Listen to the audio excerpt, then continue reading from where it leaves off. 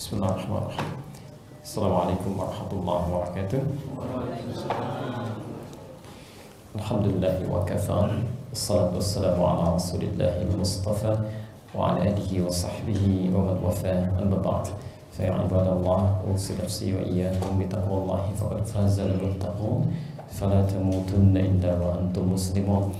Faqala ta'ala ya ayyuhalladzina amanu taqullaha haqqa tuqatih wa la tamutunna illa wa antum muslimun. Saudara-saudariku, alhamdulillah, bersyukur pada Allah Subhanahu wa taala kita masih diberikan kesempatan oleh Allah untuk beraktivitas di hari ini. Semoga seluruh aktivitas kita mendapat bimbingan dari Allah Subhanahu wa taala sehingga insyaallah seluruhnya bernilai kebaikan, bernilai ibadah, dan bisa lebih baik dibandingkan dengan hari-hari yang telah kita lalui.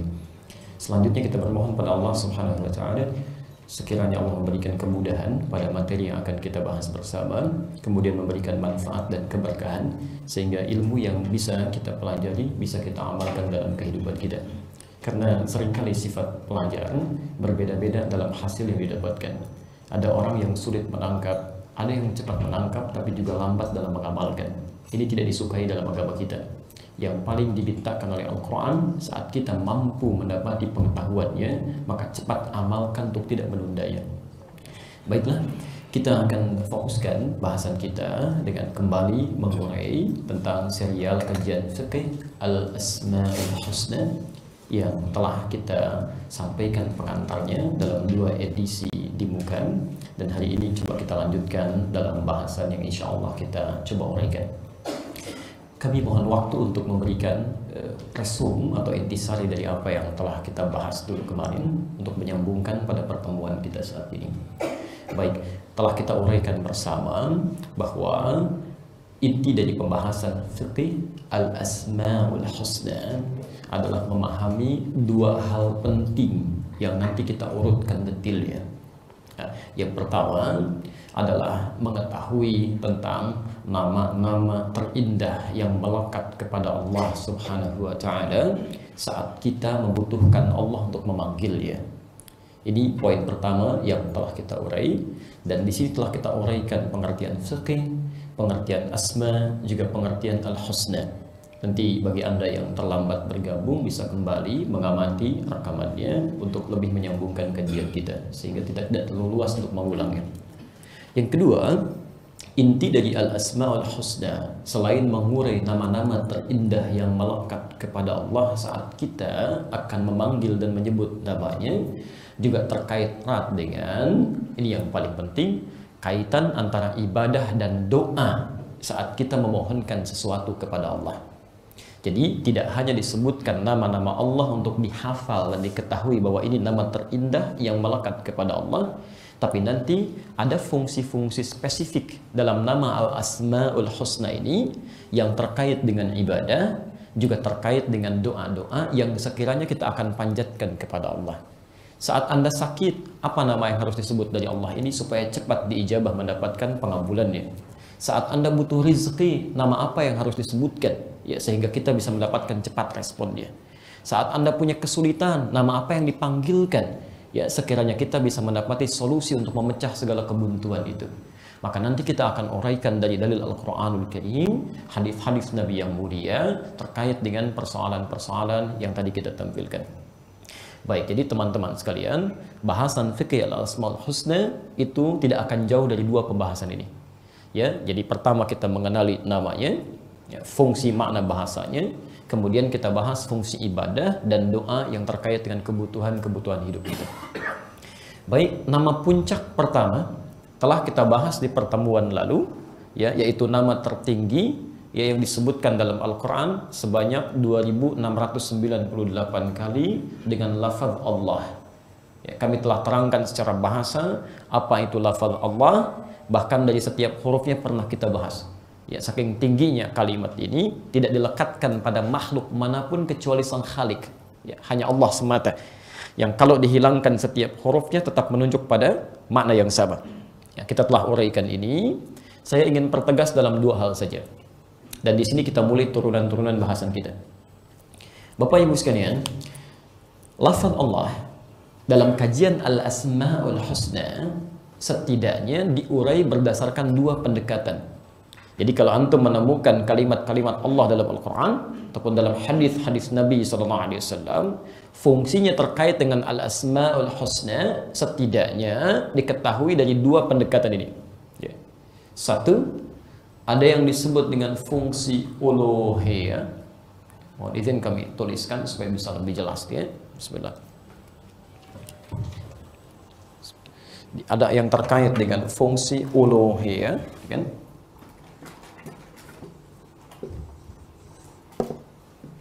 Uluhiyah.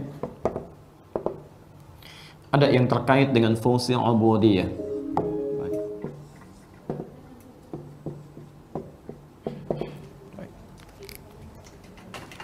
Baik, pertama ada yang terkait dengan fungsi uluhiyah. Nanti bedakan dengan kajian tauhid ya. Kajian tauhid pun nanti dibagi tiga terkait dengan Allah. Ada uluhiyah, ada rububiyah, ada al-asma wa sifat ya.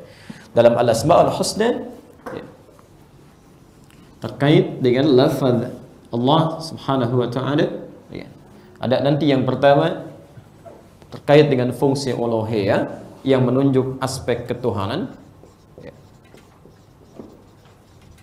Kita bahas. Dan yang kedua ada aspek ubudiyah terkait dengan fungsi ibadah. Sekarang kita fokus sejenak. Karena kajian al-asma'ul husna seperti kami antarkan tadi, ya, aspek keduanya terkait erat dengan permohonan kita kepada Allah untuk menyelesaikan segala persoalan hidup ya.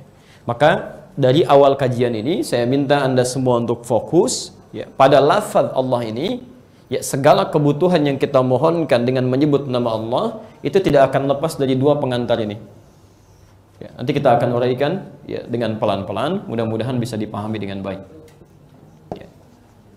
Baru dua hal ini nanti terkait dengan fungsi doa.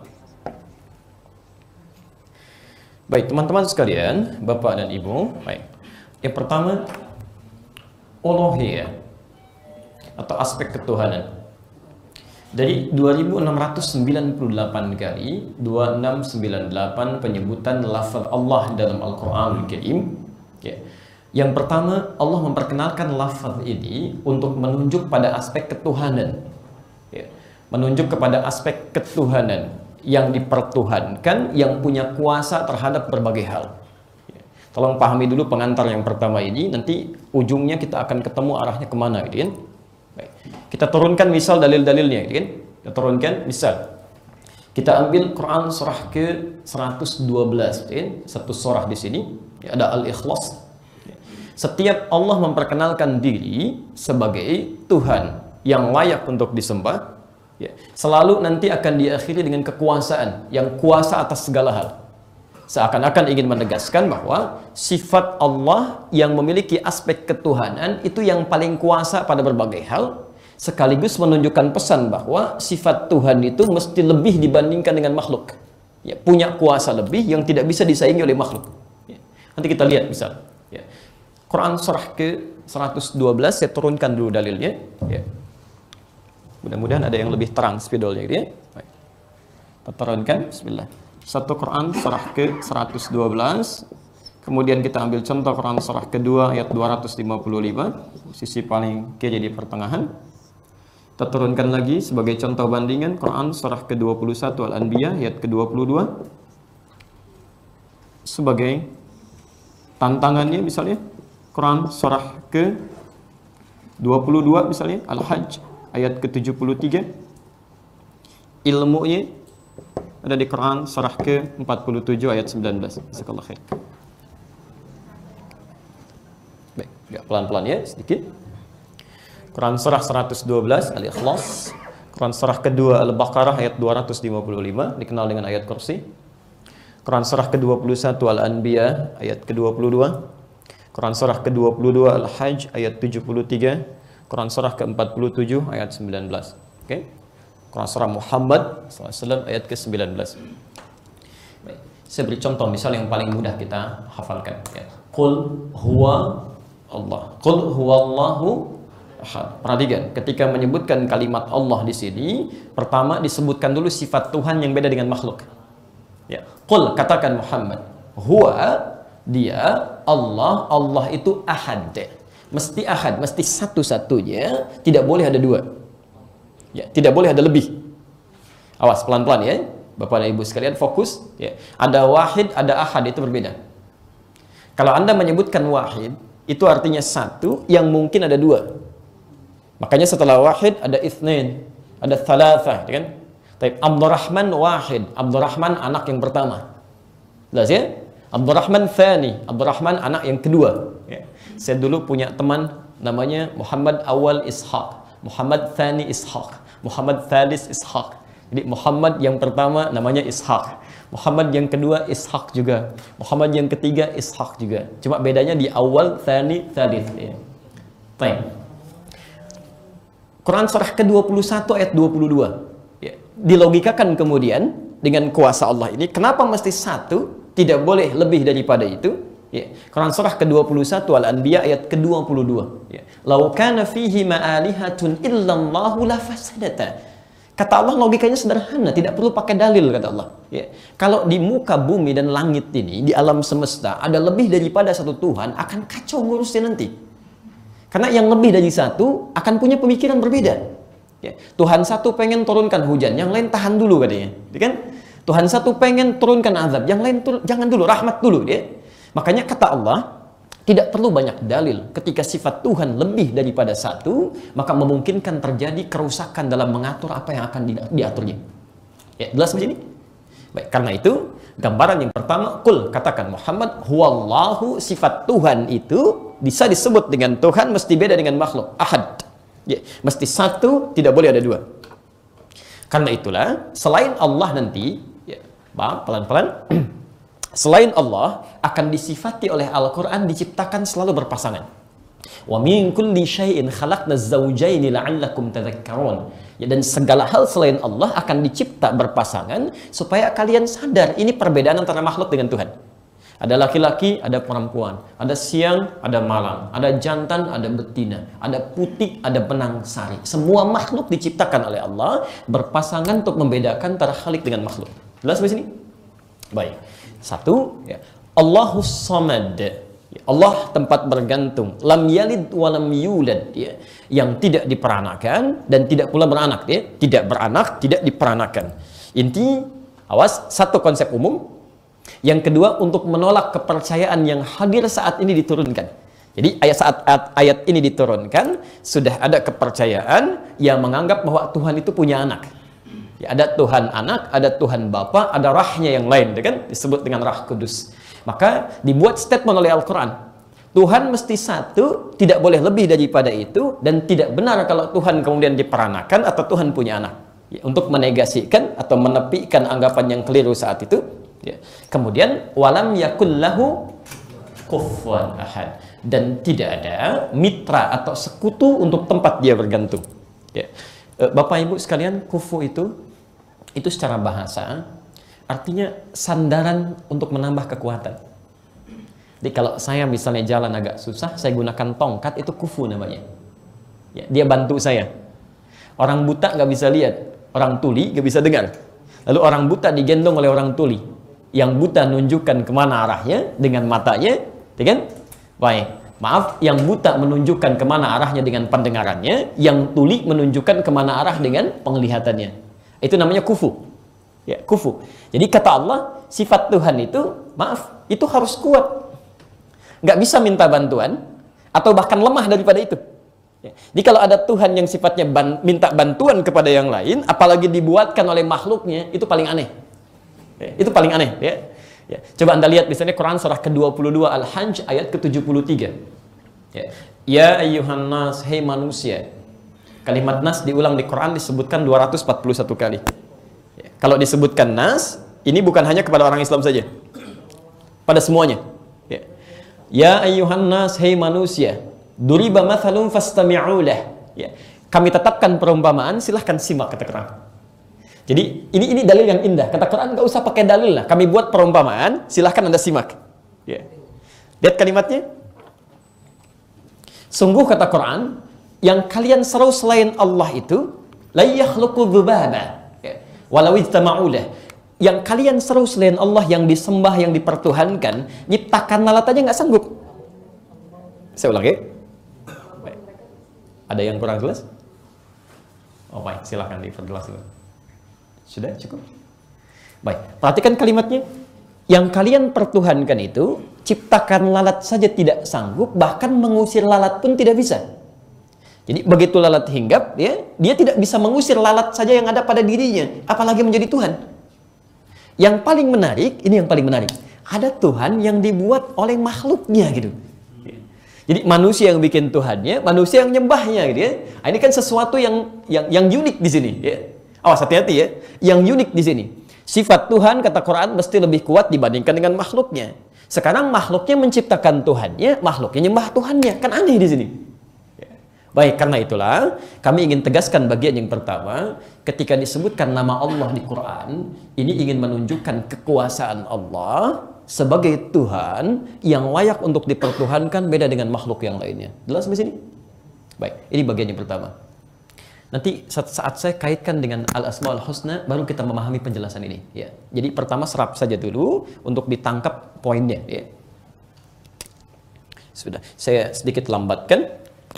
Jadi kalau diungkapkan lafaz Allah dalam Al-Quran, ini ingin menegaskan sifat ketuhanan yang tidak dimiliki oleh makhluk. Ya. Jelas di sini ya? Baik. Satu. Nanti bukan hanya kekuasaannya, tapi juga dengan sifatnya nanti. Ya. Kalau makhluk tidur, Allah tidak boleh tidur. Kalau makhluk mengantuk, Allah tidak boleh ngantuk. Mesti beda sifat antara makhluk dengan Tuhan, dengan Allah. Ya. Baik, maka turun Quran surah kedua Al-Baqarah ayat 255 itu. Allahu la ilaha illa huwal hayyul qayyum. La ta'khudhuhu sinatun wa la nawm. Baik. Apa pentingnya ini kita bahas? Saya ulang, apa pentingnya ini kita bahas dan apa nanti kaitan dengan Al-Asmaul Husna?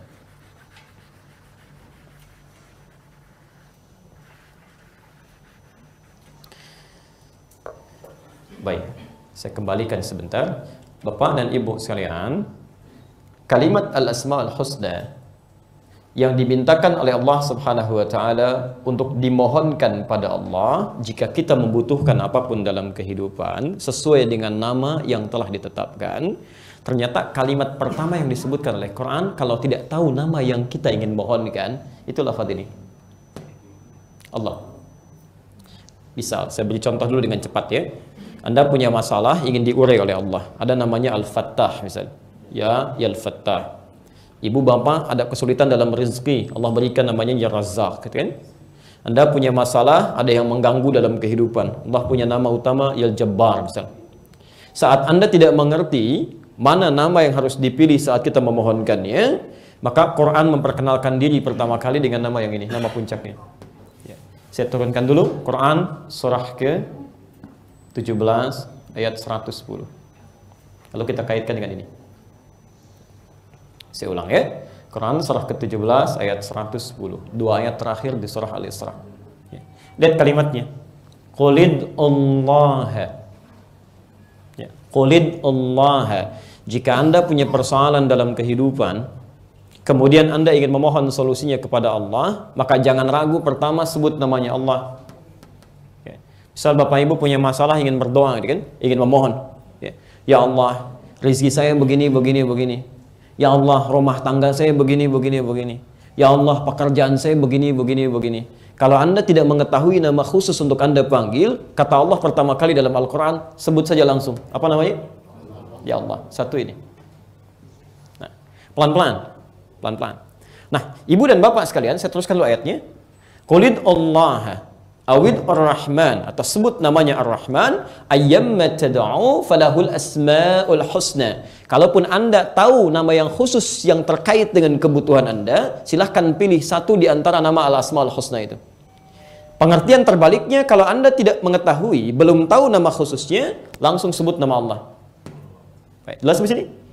Baik. Sekarang perhatikan, artinya saat kita ingin berdoa lalu menyebut nama Rabb kita supaya mengabulkan doa kita, kita boleh memanggil dengan nama apa? Allah.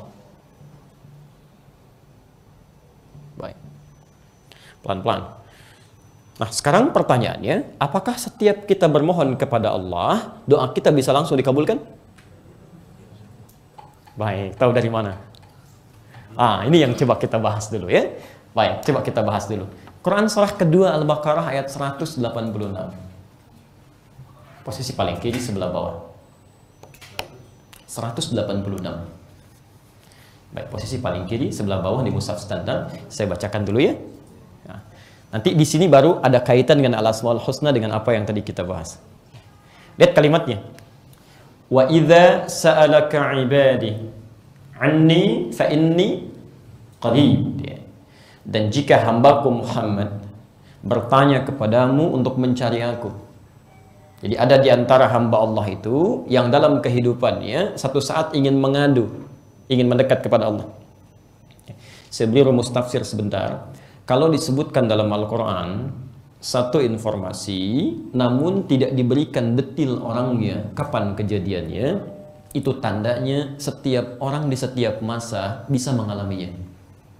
Saya ulang, setiap orang di setiap masa itu bisa mengalaminya. Artinya setiap kita pun pasti akan dihadapkan pada situasi bahwa mengarahkan kita untuk bermohon kepada Allah. Saya ulang, setiap kita pasti akan mengalami satu situasi yang memaksa kita untuk menyebut nama Allah. Silahkan cek, dari hidup yang pernah kita jalani sampai siang ini, siapa di antara kita yang tidak pernah memohon pada Allah? Tidak ada ya? Baik, karena itu kata Al-Quran, wa idza sa'alaka 'ibadi 'anni fa inni qarib. Jika hambaku satu saat memerlukan aku, ingin bermohon, katakan padanya, nggak usah dicari, aku dekat. Anda bertanya, ini ustadznya mana ya? Belum datang. Jawaban pertanyaan, aduh, belum ada informasi. Jawaban kedua, sudah dekat kok, insya Allah tiba. Mana yang lebih menenangkan, satu atau dua? Dua. Karena itu Allah memberikan ketenangan dengan satu harapan yang tidak membuat orang banyak mencari. Jadi kalau Anda butuh sesuatu dengan Allah, gak usah pergi kemana-mana, Allah dekat. Gak usah datang minta perantara, ada yang datang ke gua, ada yang datang ke gunung, ada yang datang ke tempat tertentu. Kata Allah, gak usah dicari, saya dekat. Ya, saya dekat. Anda bisa langsung mohonkan kepada saya kalau mau, kan? Yang paling menarik, biasanya kalau kita ingin mendekat kepada Allah, motifnya apa? Ada apa biasanya? Ada sesuatu yang ingin dimohonkan. Karena itu langsung dijawab oleh Quran. Saya agak sedikit cepat. Lihat kalimatnya. Ini rumus doa di Quran ya. Perhatikan rumus doa dalam Al-Quran. Ujibu da'watad da'i idza da'ani. Ujibu da'watad da'i idza da'ani. Ya. Saya hapus sebentar yang ini ya. Bismillah. Mohon izin sebentar, saya terlalu cepat. Baik, saya lambatkan sedikit. Perhatikan rumus doa dalam Al-Quran, surah kedua Al-Baqarah ayat 186. Kalimatnya ujib. Baik, bismillah.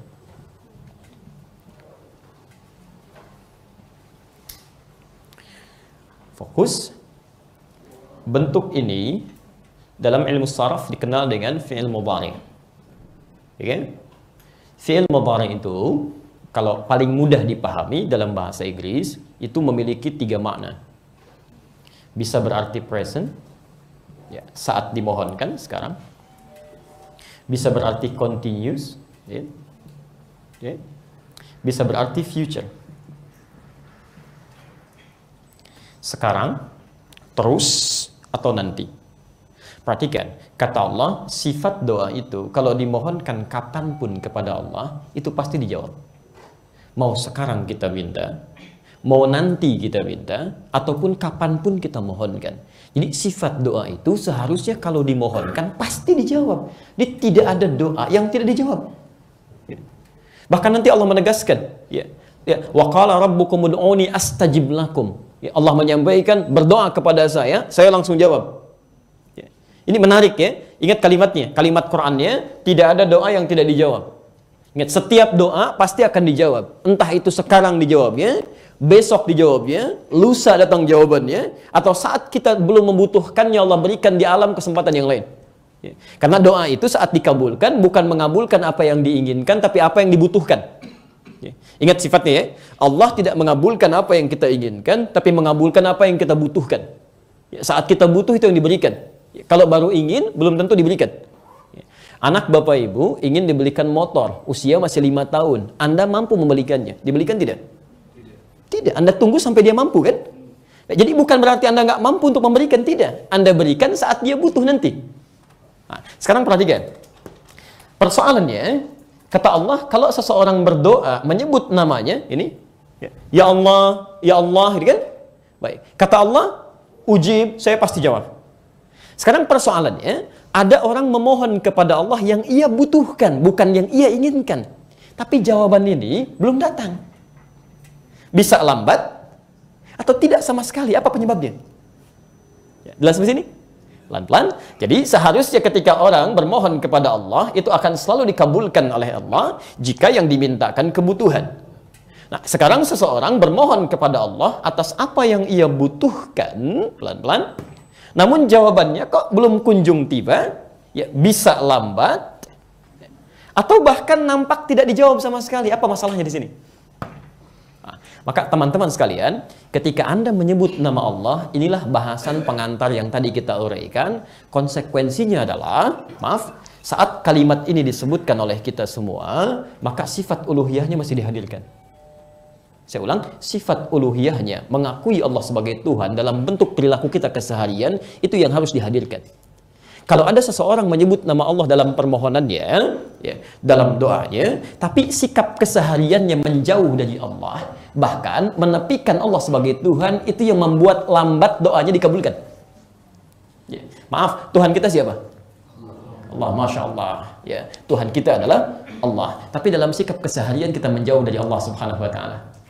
Ada yang menjadikan Tuhannya televisi, ada yang menjadikan Tuhannya kedudukan, ada yang menjadikan Tuhannya harta benda. Masya Allah.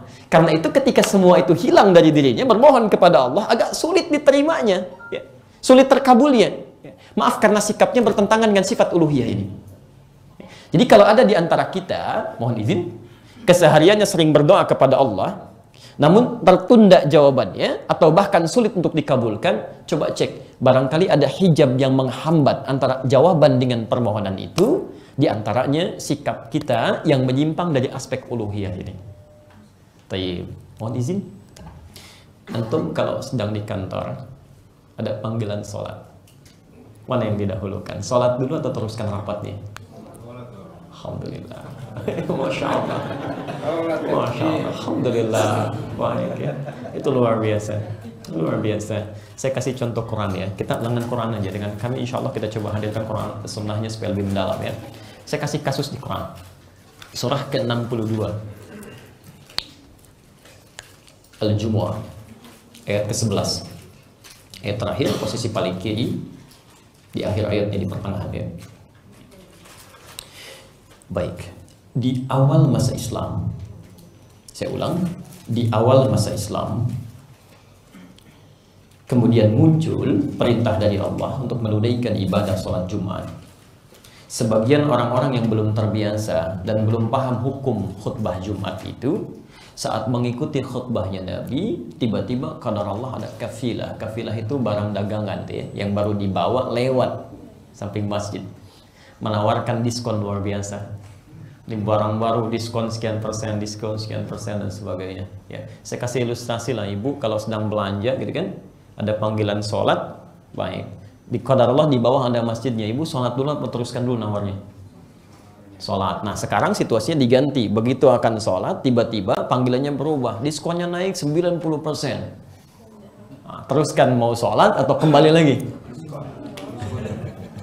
Baik ya, hati-hati di akhirat nggak ada diskon nanti ya, awas. Nah teman-teman sekalian, apa yang terjadi? Ternyata Nabi SAW ditinggalkan oleh sebagian orang yang ada di situ. Di masjid sedang mendengarkan khutbah, mereka mengejar itu ya, tawaran barang dagangan tadi ya.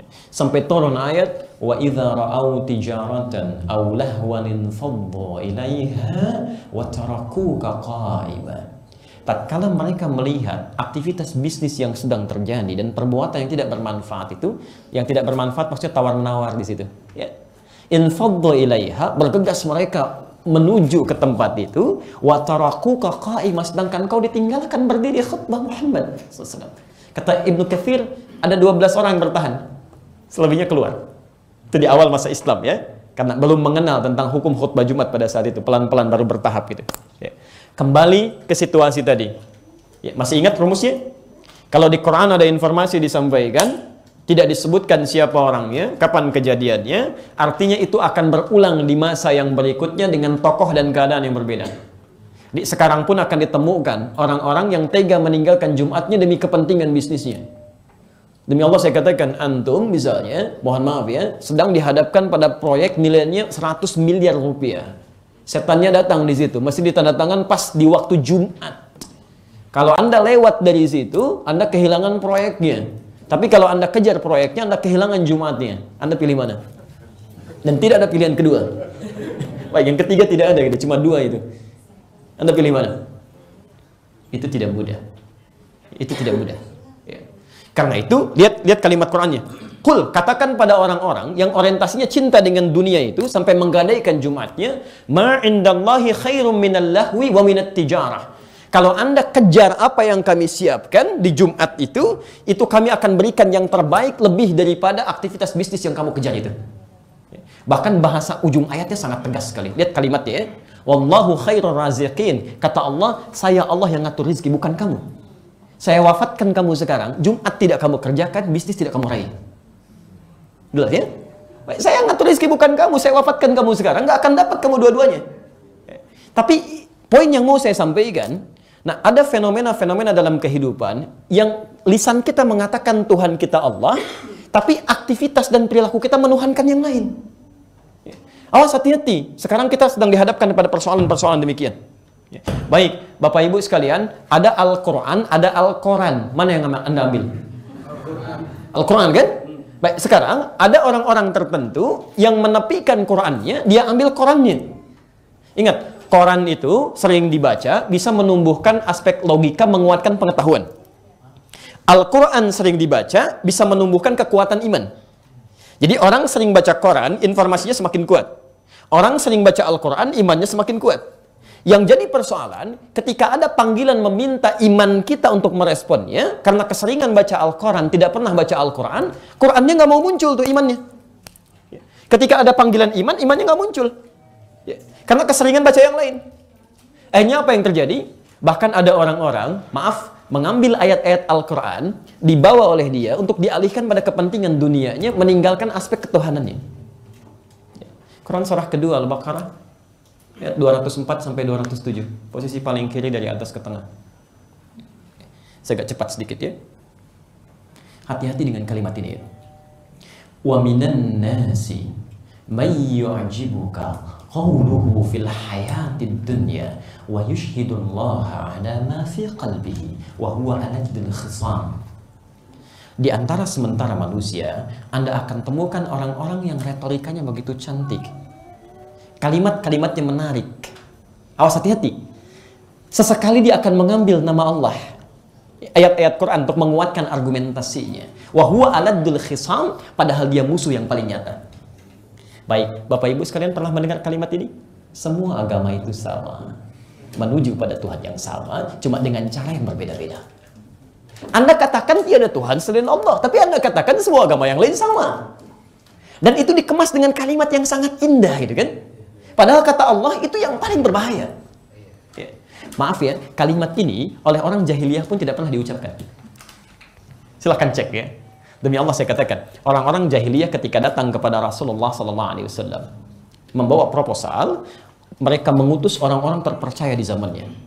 Masya Allah, datang pembesar-pembesar mengatakan, ya Muhammad SAW, kita memang berbeda. Tapi perbedaan kita tidak lantas menjadikan kita harus berselisih dan berperang.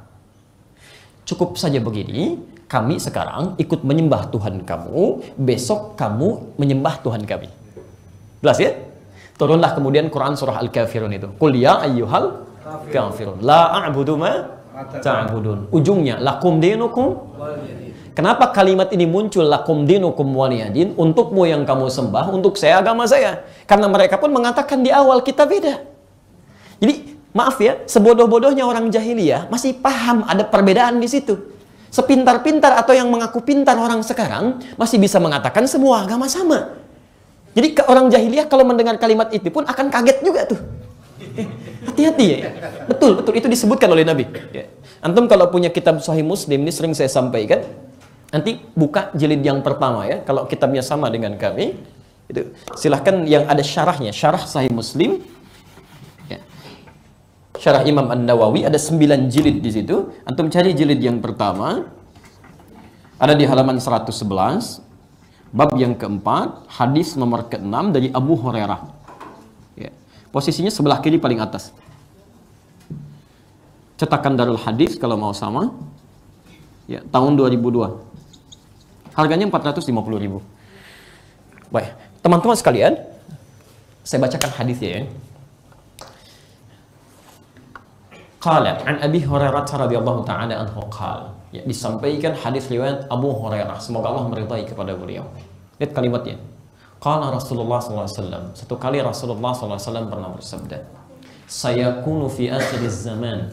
Akan nampak nanti di masa yang akan datang, di akhir-akhir masa. Dajjaluna kadzabun. Ada orang-orang yang terbiasa berdusta. Tapi sifatnya disebut dengan dajjal. Ingat ya, ada Masihid Dajjal, ada Dajjal, itu beda. Ya, kalau Masih Dajjal, itu Dajjal yang disebutkan oleh Nabi sebagai makhluk ya khusus yang menjadi tanda terakhir tentang datangnya akhir zaman. Ya. Tapi kalau Dajjal saja tidak menggunakan Masih, itu artinya sifat-sifatnya. Ada orang-orang yang wujudnya manusia tapi memiliki sifat-sifat Dajjal. Kalau Dajjal pintar atau bodoh? Sudah pernah lihat?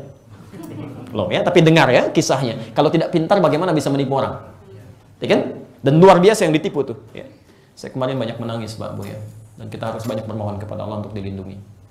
Baru muncul satu orang saja yang dengan modus menggandakan atau mengadakan uang, itu yang bisa mengagungkan, mengangkat puluhan ribu orang. Bagaimana kalau Dajjalnya yang muncul? Yang dia tunjuk langit hujan bisa hujan, tanah kering subur bisa subur gitu ya. Makanya tidak ada yang paling dikhawatirkan oleh Rasulullah SAW kecuali Dajjal ini yang terakhir. Ya. Tapi kata Nabi, akan muncul orang-orang di akhir masa yang punya sifat seperti Dajjal, orang pintar maksudnya, tapi terbiasa menipu.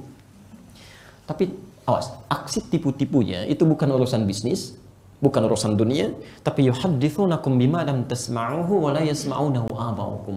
Akan bicara kepada Anda tentang hal agama kita yang bisa membuat kita kaget. Jangankan Anda yang kaget, kata Nabi. Orang dulu pun kalau dengar pernyataannya itu akan ikutan kaget. Jangankan Anda, kata Nabi, orang dulu pun kalau mendengar pernyataannya akan ikutan kaget saking anehnya pernyataannya. Masya Allah, iyyakum wa iyyahum. Hati-hati dengan mereka, mereka bahaya. Waspada, kata Nabi. Jadi kalau Anda mengatakan semua agama itu sama, menuju pada Tuhan yang sama, caranya beda-beda, jangankan kita yang kaget, orang jahiliyah bisa ikutan kaget. Karena mereka pun tidak memahaminya. Nah, jadi teman-teman sekalian, hati-hati kalau ada orang-orang bersikap seperti ini, ada yang ikut-ikutan demikian, mengatakan Allah Tuhan, tapi salawatnya di tempat ibadah orang lain. Mengatakan Allah Tuhan, azannya di tempat ibadah orang lain. Itu melanggar sifat uluhiyah. Karena itu orang-orang seperti ini ketika bermohon kepada Allah, itu yang memperlambat doa dikabulkan. Hati-hati. Itu yang memperlambat doa dikabulkan. Bahkan di hadis Muslim nomor hadis 1056. Kalau antum belajar Al-Arba'in An-Nawawi, ya, An-Nawawiyah, nomor hadis yang ke-10, posisi paling kanan, saya seringkali berikan ilustrasi begini. Baik, saya lambatkan sedikit. Ini cawannya, gelas. Baik. Kalau terbuka begini, bisa saya isi apa saja? Bisa ya, saya tuangkan kopi, teh, susu, bahkan saya bisa taruh spidol dan lain-lainnya. Baik, saya perhatikan. Kalau saya tutup seperti ini, bisa masuk benda lain? Tidak. Tidak ya, mantul ya? Baik. Sekarang perhatikan, Nabi itu memberikan ilustrasi yang sangat indah. Thumma dzakara rajula, Nabi mengisahkan seorang lelaki, asy'atha aghdara, sampai menempuh perjalanan panjang, yutilus safara, menempuh perjalanan panjang, asy'atha aghdara, sampai rambutnya kumel, bajunya berdebu. Teman-teman sekalian, pernah kita bahas doa yang dipanjatkan saat safar itu cepat dikabulkan. Karena itu kami mohon izin memberikan nasihat. Kalau antum sedang safar, kemanapun bepergian, terutama saat ibadah, isi dengan doa. Mohon kepada Allah. Barangkali disitulah doa kita yang sering kita panjatkan cepat diijabah. Baik. Ya. Terlebih saat untuk menuntut ilmu itu tidak mudah itu ya. Baik. Yang kedua, yamuddu yadayhi ilas sama, dia mengangkat tangannya ke langit begini. Ya. Saya pernah sampaikan kalau Anda ingin berdoa memohon dengan mengangkat tangan dengan aturan yang telah ditetapkan. Penting kalimat aturan ini ya, karena tidak setiap doa mesti mengangkat tangan. Ya. Nah, ini bukan melebar begini, tapi mendekat. Ya, tapi mendekat, bukan melebar tapi mendekat. Oke? Nah, orang ini mengangkat tangannya ke langit, kata Nabi. Doa orang yang mengangkat tangan lebih cepat dikabulkan dibandingkan dengan yang diam. Yang ketiga, fayaqulu ya Rabb, ya Rabb. Lalu dia memulai dengan al-asmaul husna, menyebut nama Allah ya Rabb dengan sifat rububiyahnya. Orang yang memulai dengan al-asmaul husna itu lebih cepat dikabulkan dengan yang tidak. Orang ini melakukan 3 hal, seharusnya doanya 6 kali lebih cepat dijawab. Menempuh perjalanan panjang, mengangkat tangannya, bermohon dengan al-asmaul husna. Kata Nabi, anna yustajabu lidzalik. Mustahil doanya bisa dijawab. Apa yang terjadi? Famatamu haram, karena makanannya haram. Mashrabu haram, minumannya haram. Balbasu haram, pakaiannya haram. Wa ghudhiya biharamin, dan perangkat hidupnya haram. Baik, Bapak Ibu sekalian, bukankah definisi haram itu melanggar ketentuan Allah? Bukankah bertentangan dengan sifat uluhiyahnya? Kalau Anda mengakui Allah sebagai Tuhan, artinya Anda siap masuk memenuhi ketentuan Allah. Jadi ketika Anda melanggar ketentuan Allah, Anda keluar dari jalur uluhiyah. Saya akui Allah sebagai Tuhan, artinya Anda siap ketika Allah berikan ketentuan, ikuti, kerjakan, tinggalkan, jauhi, selesai. Ketika Allah katakan, jangan makan ini, jangan makan. Ketika Allah katakan, ambil yang ini, ambil. Jadi ketika Anda melakukan tindakan di luar ketentuan Allah, berarti di situ, mohon maaf, kita sedang keluar dari jalur uluhiyah. Kata Nabi, maaf, maksiat yang kita kerjakan yang menyalahi sifat uluhiyah ini, itu membuat hati kita tertutup. Naktah sauda, boleh hitam, hitam, hitam, semakin keras menutup begini. Jadi saat Allah akan mengabulkan, maaf, bukan Allah tidak mau mengabulkan, begitu akan dikabulkan mental tuh. Karena ketutup. Karena itu teman-teman sekalian, saat kita, mohon maaf, ya, berdoa kepada Allah, ada sesuatu yang lambat dikabulkan, coba cek, pernah nggak melakukan kesalahan yang bertentangan dengan sifat ini? Intinya ada maksiat yang dikerjakan. Quran surah ke-71 ayat 10 sampai 14.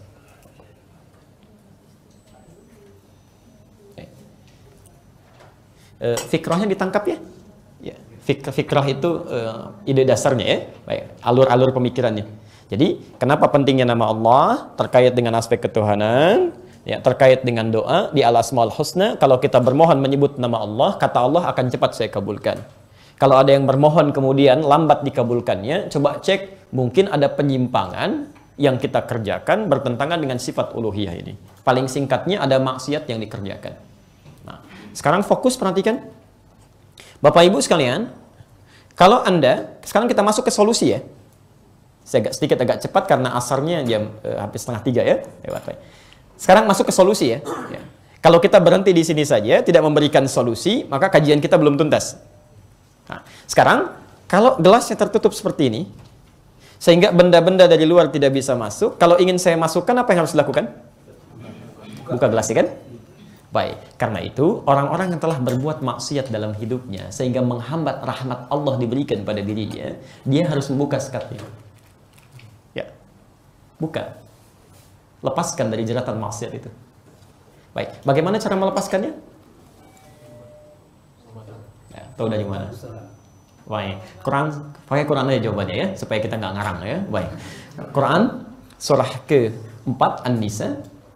Kajian kita sepanjang ada di Quran, kita keluarkan Quran. Ada di hadis, kita keluarkan hadisnya. Baik ya? Baru kita ambil pendapat ulama yang terbaik di situ. Baik. Quran surah ke-4 An-Nisa ayat 17 sampai 18. Sudah? Kemudian prakteknya, ini teorinya, ya. Prakteknya ada di Quran surah ke-71, tadi sudah Anda catat, ayat 10 sampai 14. Tayyib. Perhatikan kalimat Qurannya. Kita menyebut nama Allah, puncak tertinggi, Masya Allah, ya. Menyebut sifatnya saja dikabulkan, apalagi menyebut nama tertingginya. Baik. Baik, perhatikan, ketika belum terjawab, mungkin ada sekat yang harus dibuka. Sekatnya oleh Quran disebut dengan taubat. Ya, taubat. Taubat itu artinya kembali. Ya, kembalikan suasana ini menjadi bersih. Kembalikan maksiat ke tempatnya. Kembalikan diri kita dalam keadaan suci. Ya. Baik, perhatikan kalimatnya. Innamat taubatu 'ala Allahi lilladzina ya'maluna as-su'a bijahalatin thumma yatubuna min qarib. Perhatikan pesan Qur'annya. Kalau Anda ingin membuka sekat ini, ya, sehingga saat bermohon kepada Allah Subhanahu wa taala, apapun yang dimohonkan cepat dikabulkan sepanjang itu dibutuhkan, ya, maka lakukan tobat.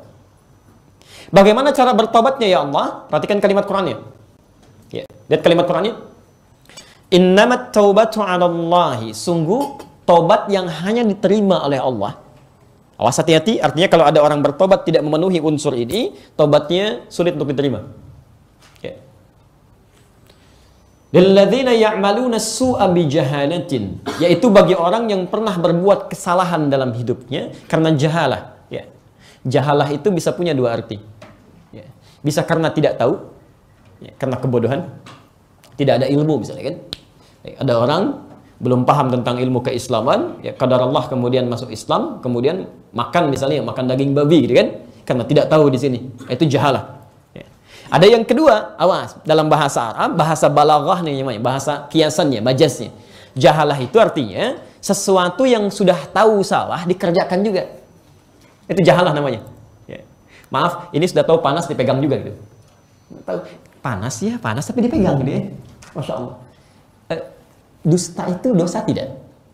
Salah tidak? Sudah tahu salah dikerjakan juga. Gosip bu, salah tidak gosip? Sudah tahu salah dinikmati juga. Masya Allah. Berselisih salah tidak? Salah, sudah tahu keliru dikerjakan juga gitu ya. Jadi ada orang-orang yang sudah paham, bahkan hafal ayatnya itu. Ya, silahkan tanya pada para koruptor itu. Mereka paham mencuri itu salah. Tapi dikerjakan juga, itu jahalah namanya. Jelas ya? Nah, kalau ada orang-orang berbuat salah dalam kehidupan dan tidak ada manusia yang sempurna, nah, lihat rumus pertama. Tsumma yatubuna min qarib. Taubat yang diterima itu adalah taubat yang disegerakan. Saya ulang ya, ini kaidah penting nih. Maksud saya kalau pulang nanti dari sini, ya, kemudian Anda pernah bermohon kepada Allah, sadar misalnya, terlambat jawaban yang kita terima itu, coba ingat-ingat pernah berbuat maksiat apa. Saat ingat kesalahan Anda itu, segera pada saat itu bermohon kepada Allah ampunan. Ya. Lihat kalimatnya, tsumma yatubuna min qarib. Kemudian dia lekas bertobat saat mengingat kesalahan yang ia perbuat. Ya. Jadi kalau Anda berbuat salah di siang hari, jangan tunggu malam untuk bertobat. Ya. Quran surah ke-3 ayat 133. Posisi paling kanan sebelah atas. Sekarang teman-teman yang bawa mushaf, cek ayatnya ya. Quran surah ke-3 Ali Imran ayat 133. Wasari'u ila maghfirah. Ada ayatnya? Saya tuliskan. Bismillah. Wasari'u ila maghfiratin min rabbikum. Bismillah. Wasari'u ila maghfirah.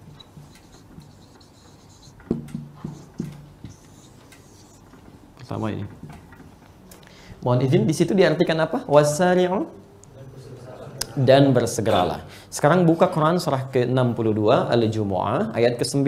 Posisi paling kiri sebelah atas di pojok. Quran surah ke-62 Al-Jumu'ah ayat ke-9. Ya ayyuhalladzina amanu idza nudiya lis-salati min yaumil jumu'ati fas'au ila dzikrillah. Di situ ada redaksi fas'au. Diterjemahkan apa? Dan bersegeralah. Baik, pertanyaan saya, kenapa dua kalimat berbeda, terjemahannya bisa sama? Silahkan cek. Satu, wasari'u dan bergegaslah, bersegeralah. Kita mau Jumatan, kalimat Qurannya fas'au. Beda kan? Pertama sari'u, kedua fas'au. Ya, dua kalimat berbeda, terjemahannya bisa sama, bersegeralah. Nah, Bapak Ibu sekalian, mohon izin fokus sebentar. Kalau disebutkan fas'au dari kata sa'a, itu artinya bersegera dengan persiapan.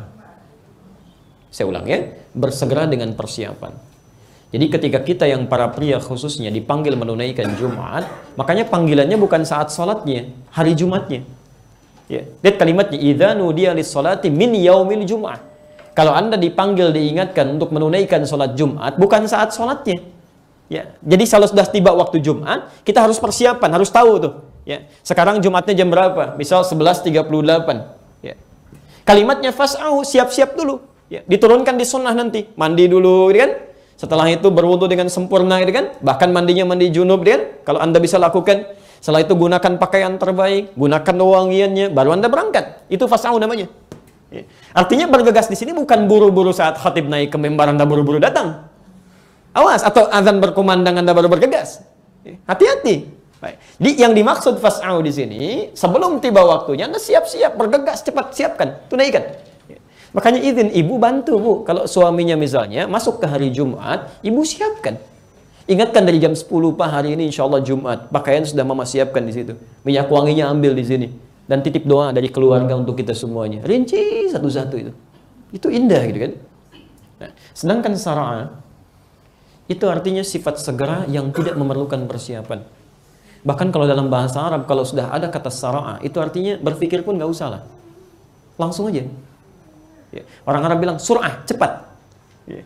Kalau ada misalnya, ana ahtajil al-qalam, saya butuh pulpen ya. Baik. Begitu dia jalan, ngobrol dengan temannya.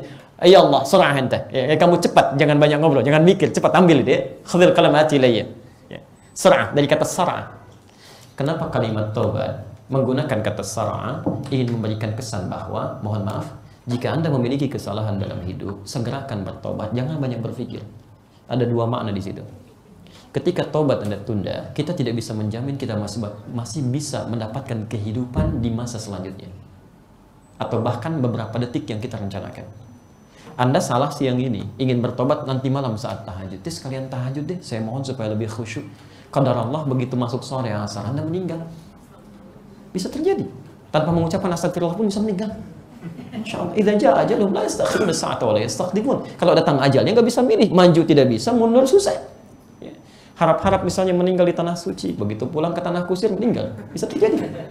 Anda masuk ke pintu mobil, bismillah, assalamualaikum, yang keluar malaikat maut, ya ayat Tuhan nafsu mutmainnah, selesai kan? Jadi kalau punya kesalahan, segera. Tapi Masya Allah, hikmah kedua, Allah meminta kita menyegerakan supaya Allah cepat menurunkan rahmatnya. Di sifat Allah itu kalau ingin memberikan rahmat, tidak ingin menunda, Pak. Anda bertobat sekarang, rahmat diberikan saat itu. Pernahkah Anda dengar kita seorang membunuh 100 orang? Yang orang mengatakan dia sudahlah ahli neraka ini, sejengkal lagi masuk neraka. Qadar Allah dia bertobat kepada Allah.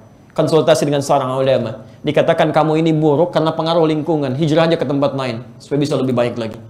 Dia keluar dari tempatnya dia tinggal, berjalan, baru bermohon kepada Allah, dia segerakan, dia tidak tunda. Begitu dia berangkat, dia bertarung dengan maut. Tobatnya menggugurkan semua dosanya, langkahnya menghitung pahalanya. Ketika berjalan belum sampai ke tempat tujuan, qadar Allah maut datang. Masya Allah. Apa yang terjadi? Riwayat mengatakan surga, bahkan turun ayat di situ. Quran surah keempat itu, An-Nisa, ayat yang ke-100, posisi paling kiri sebelah bawah itu. Wa may yakhruj min baitihi muhajiran ila Allahi wa rasuli thumma yudrikul maut faqad waqa'a ajruhu 'ala Allah. Dan siapa yang ingin berhijrah, hijrah itu berpindah pada kedekatan atau kebaikan yang lebih mendekatkan dari kita dengan Allah. Saya ulang, berpindah pada satu kondisi yang lebih mendekatkan diri kita dengan Allah. Bukan pindah tempat ya.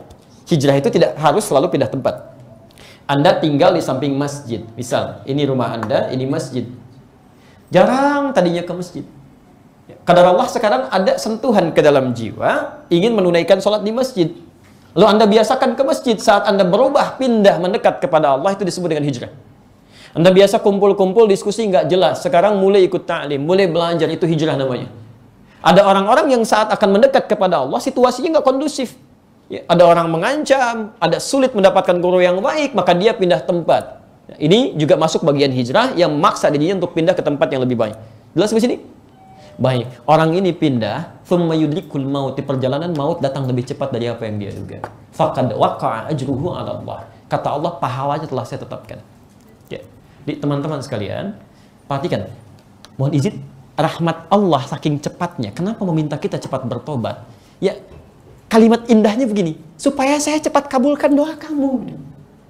Supaya saya cepat turunkan rahmat. Ya, jadi sifat Allah itu Masya Allah. Tidak mau menunda rahmat. Begitu siap diberikan, langsung diberikan. Ingin dicurahkan, sampaikan. Tapi kadang-kadang, maaf, bukan Allah yang menunda, kitanya yang bermasalah. Allah ingin cepat, kitanya malah hambat, gitu kan? Jelas di sini? Nah, jadi kesimpulan yang pertama, mohon maaf, nama Allah terkait dengan sifat uluhiyah, berkorelasi erat dengan doa, Jika ada di antara kita memohon kepada Allah, kemudian terlambat dikabulkan, maka cek barangkali ada sifat dan sikap kita yang bertentangan dengan sifat uluhiyah ini. Jelas ya? Baik. Kedua. Ini bahasan terakhir di sini. Kedua, sifat ubudiyah. Sifat ubudiyah. Saya berusaha berhenti di kisaran 15-20 menit ke depan. Nanti kita bisa diskusi ya. Kalau teman-teman ada yang mau ditanyakan, barangkali akan lebih baik kalau disiapkan untuk dituliskan.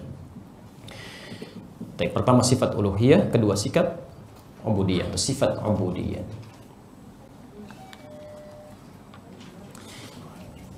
Bapak Ibu sekalian, ubudiyah secara bahasa diterjemahkan secara singkat dengan arti beribadah. Dengan arti ibadah. Saya ulang. Silakan diperluas saja kalau masih ada space-nya ini, insyaallah.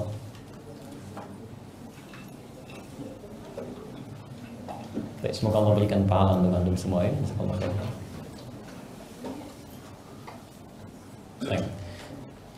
Allah berfirman Quran surah 58 ayat yang ke-11 ya. Ya ayyuhalladzina amanu idza qila lakum tafassahu fil majalisi fafsahu yafsahillahu lakum. Hai orang-orang yang telah menyatakan dirinya beriman, jika disampaikan pada Anda untuk berluas-luas dalam majlis, maka luaskan. Maka Allah akan luaskan kehidupan kita ya. Yang paling menarik di situ kalimat perintahnya minta meluaskan majlis, tapi jawabannya dibuat umum. Lihat kalimatnya. Tafassahu fil majalis, luaskan majlis itu.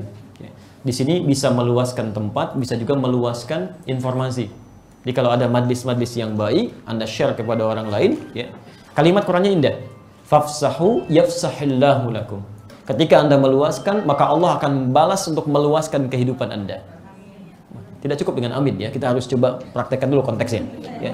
Nah, yang paling menarik, apa yang diluaskan di situ, maknanya diperluas. Tidak diputus dengan majlis, ya, tapi diperluas. Kata para ulama, sepanjang tidak ada takhsis maka berlaku ta'mim. Sepanjang tidak ada ayat yang mengkhususkan, maka ini konteksnya luas. Bisa meluaskan rizki, ketenangan, kesehatan, macam-macam dia. Jadi maksudnya, kalau Anda melihat orang lain dalam kesulitan dan Anda bisa lapangkan itu, maka Allah akan lapangkan kehidupan kita. Jelas ya? Baik, saya kembalikan, catat dulu dalilnya. 1. Quran surah ke-51 ayat 56. Mohon izin, boleh saya tuliskan dulu supaya lebih nampak kelihatannya. Ya. Bismillah. Bagian yang kedua dalam kajian fikih al-asmaul husna tentang nama Allah Subhanahu wa taala.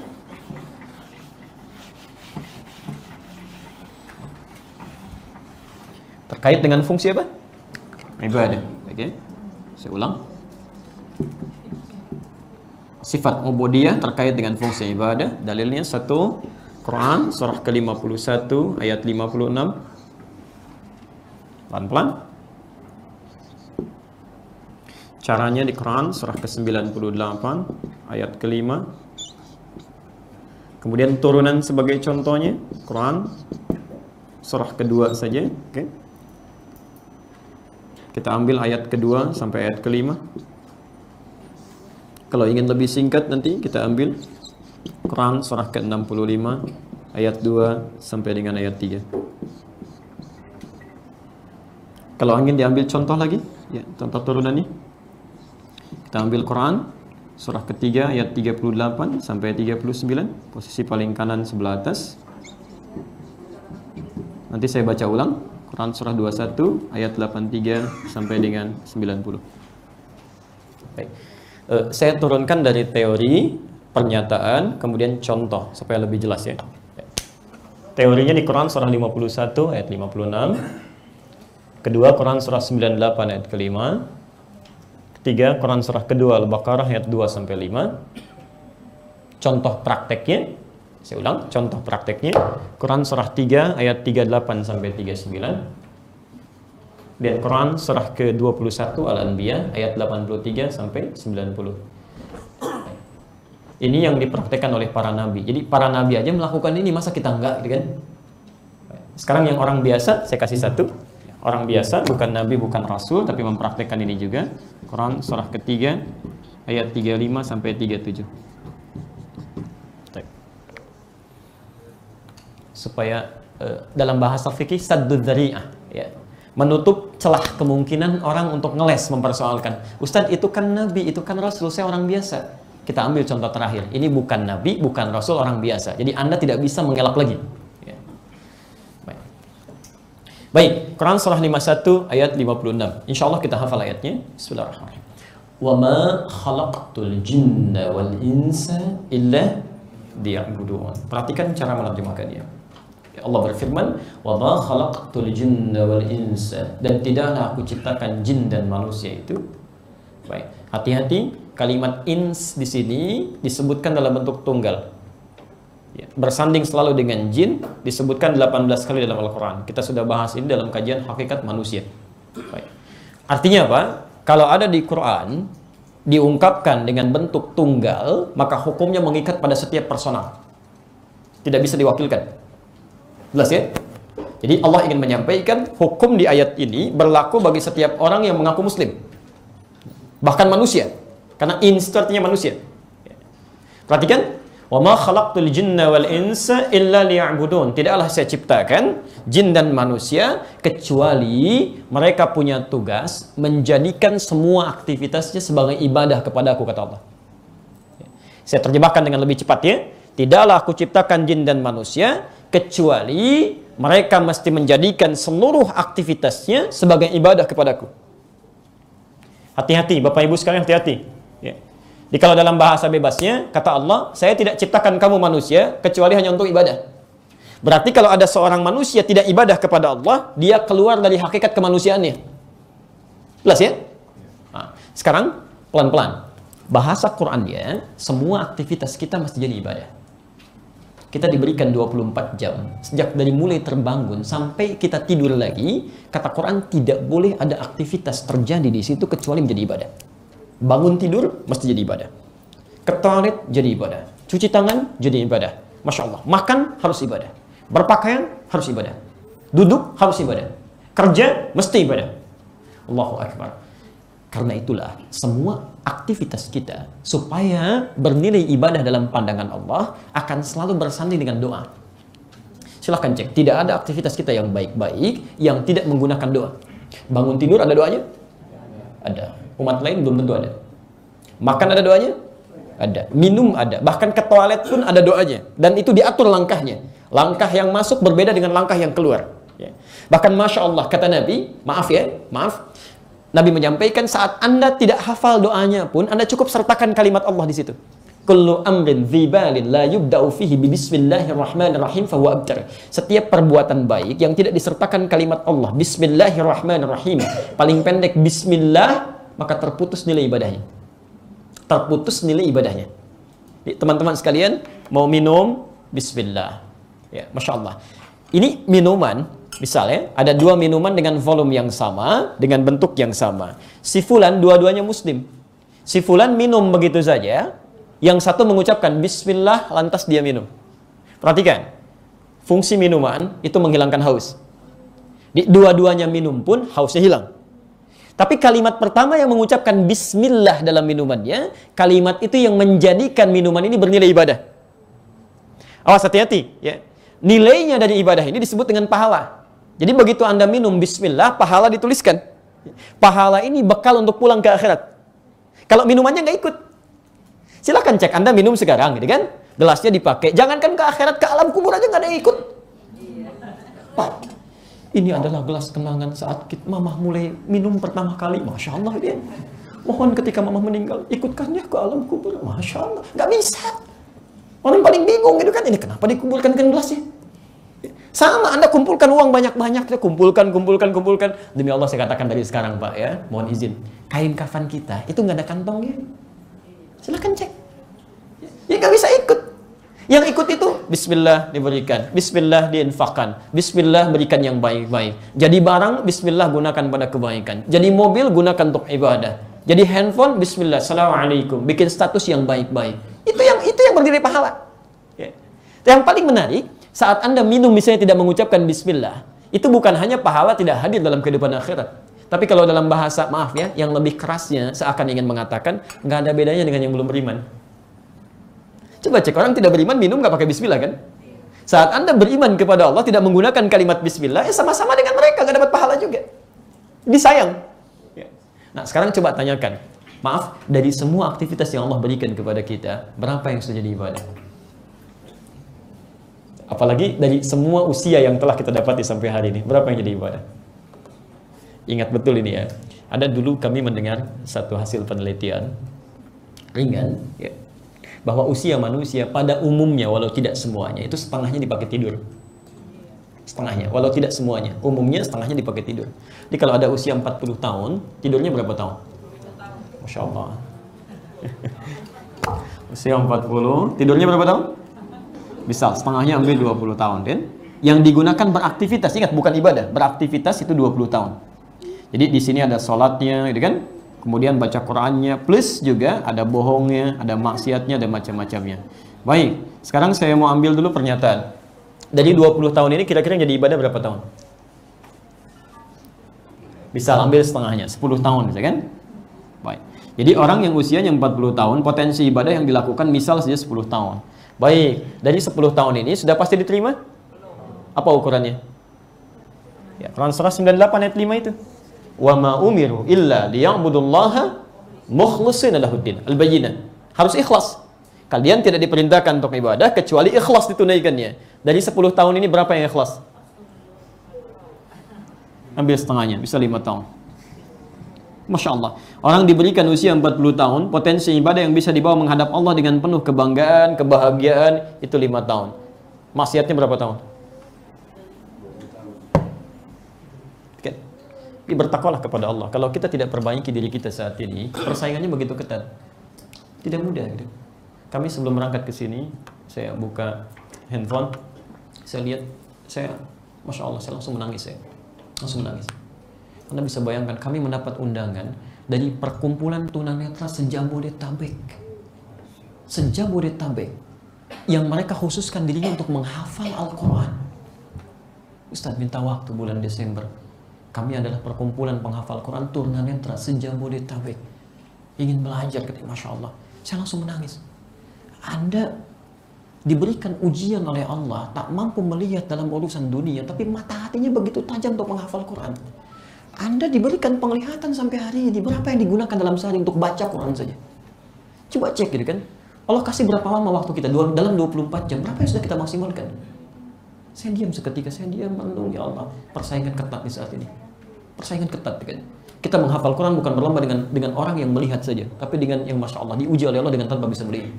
Ya. Maaf, berlomba kesabaran saja sekarang. Ya, untuk sabar itu tidak hanya berlomba dengan orang soleh, dengan pelaku maksiat pun ada perlombaan. Tahukah Anda bahwa pencuri pun sekarang bersabar?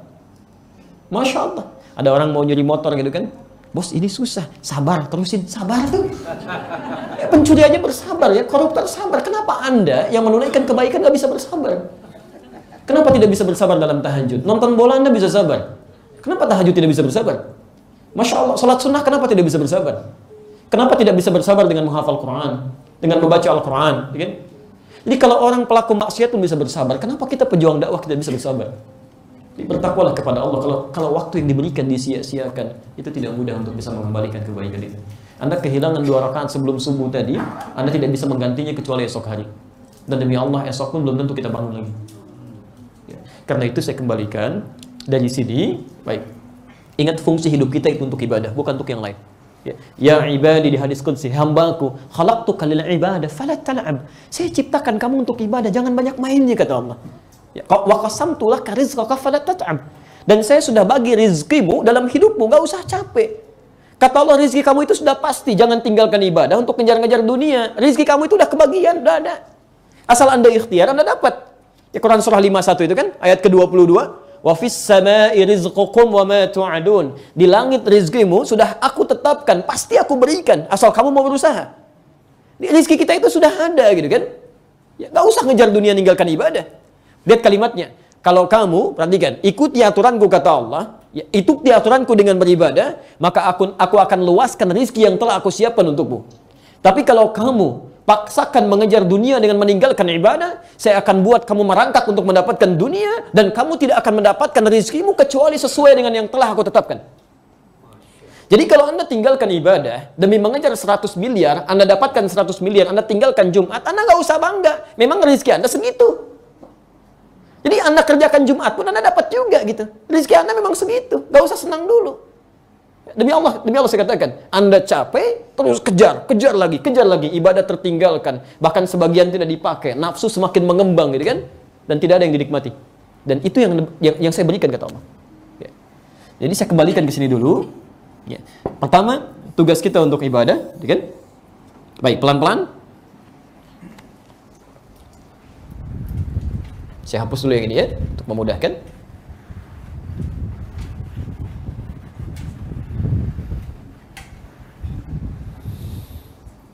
Baik, jadi kalau disebutkan nama Allah, pelan-pelan, gitu kan? Maka fungsi yang kedua terkait dengan apa? Ibadah. Baik, sekarang apa korelasinya dengan kajian Al-Asma'ul Husna, khususnya terkait dengan doa yang kita mohonkan kepada Allah, ya, dengan fungsi yang kedua ini. Baik, tadi sudah kita kaji dengan cukup mendalam, bahwa setiap doa yang dimohonkan kepada Allah, hukumnya akan selalu terjawab. Tapi jawaban yang disampaikan oleh Allah Subhanahu wa taala dari doa yang kita mohonkan itu diikat dengan dua ketentuan. Ya, satu sifat uluhiyahnya, yang kedua sifat ibadah yang melekat pada kewajiban kita. Apa pengertian terbaliknya? Disebut dengan mafhum mukhalafah. Kalau ada seseorang, mohon izin, bermohon kepada Allah, ya, kemudian doanya sulit terkabulkan atau terlambat terkabulkan di sini, maka coba dicek, barangkali fungsi ibadah yang belum maksimal. Ya. Barangkali fungsi ibadah yang belum maksimal. Kita ambil contoh. Bahkan ini pernyataan Quran itu begitu mengagumkan. Ya. Kalau ibadah Anda benar dan lebih banyak kita tingkatkan, itu ada orang-orang yang belum minta pun Allah sudah kabulkan. Belum terucap di lafadznya. Ini ada orang-orang yang baru terfikir saja, itu Allah sudah berikan jalan. Masya Allah. Saya kasih konsep di Quran ya. Kasih konsep di Quran surah kedua Al-Baqarah ayat 2 sampai ayat ke-5. Apa yang paling diharapkan dalam hidup? Antum, apa yang paling diharapkan dalam hidup? Wah, surga. Baik. Surga itu nanti di akhirat ya. Baik. Di dunia apa yang paling diharapkan? Wah, Masya Allah. Saking banyak yang diharapkan bingung tuh, nggak ada yang keluar ya. Baik.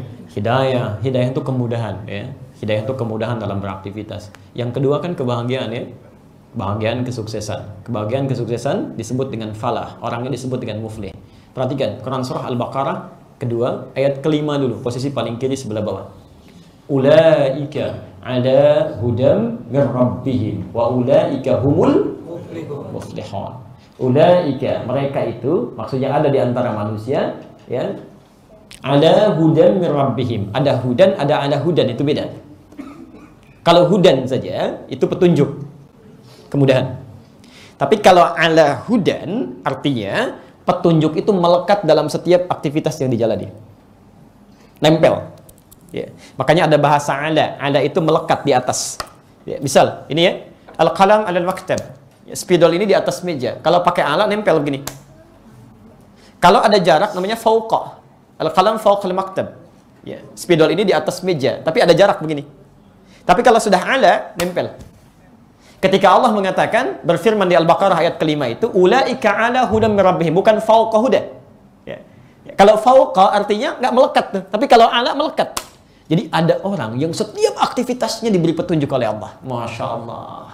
Mau makan, cari makannya ditunjukkan oleh Allah. Ini haram. Dibuat keadaan, dibikin macet, dibikin ketinggalan supaya nggak ngejar ke situ.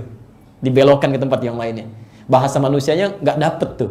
Tidak. Tapi bahasa iman yang mengatakan Allah tidak menginginkan yang itu. Pindah kamu. Cari yang lain. Masya Allah. Cari pekerjaan, ada maksiatnya dialihkan di situ. Bahasa manusianya nggak diterima. Masya Allah. Lamaran sini, lamaran situ. Masya Allah, saya tidak rela dengan itu. Palingkan. Dibuat berbeda oleh Allah. Di setiap, semuanya Pak.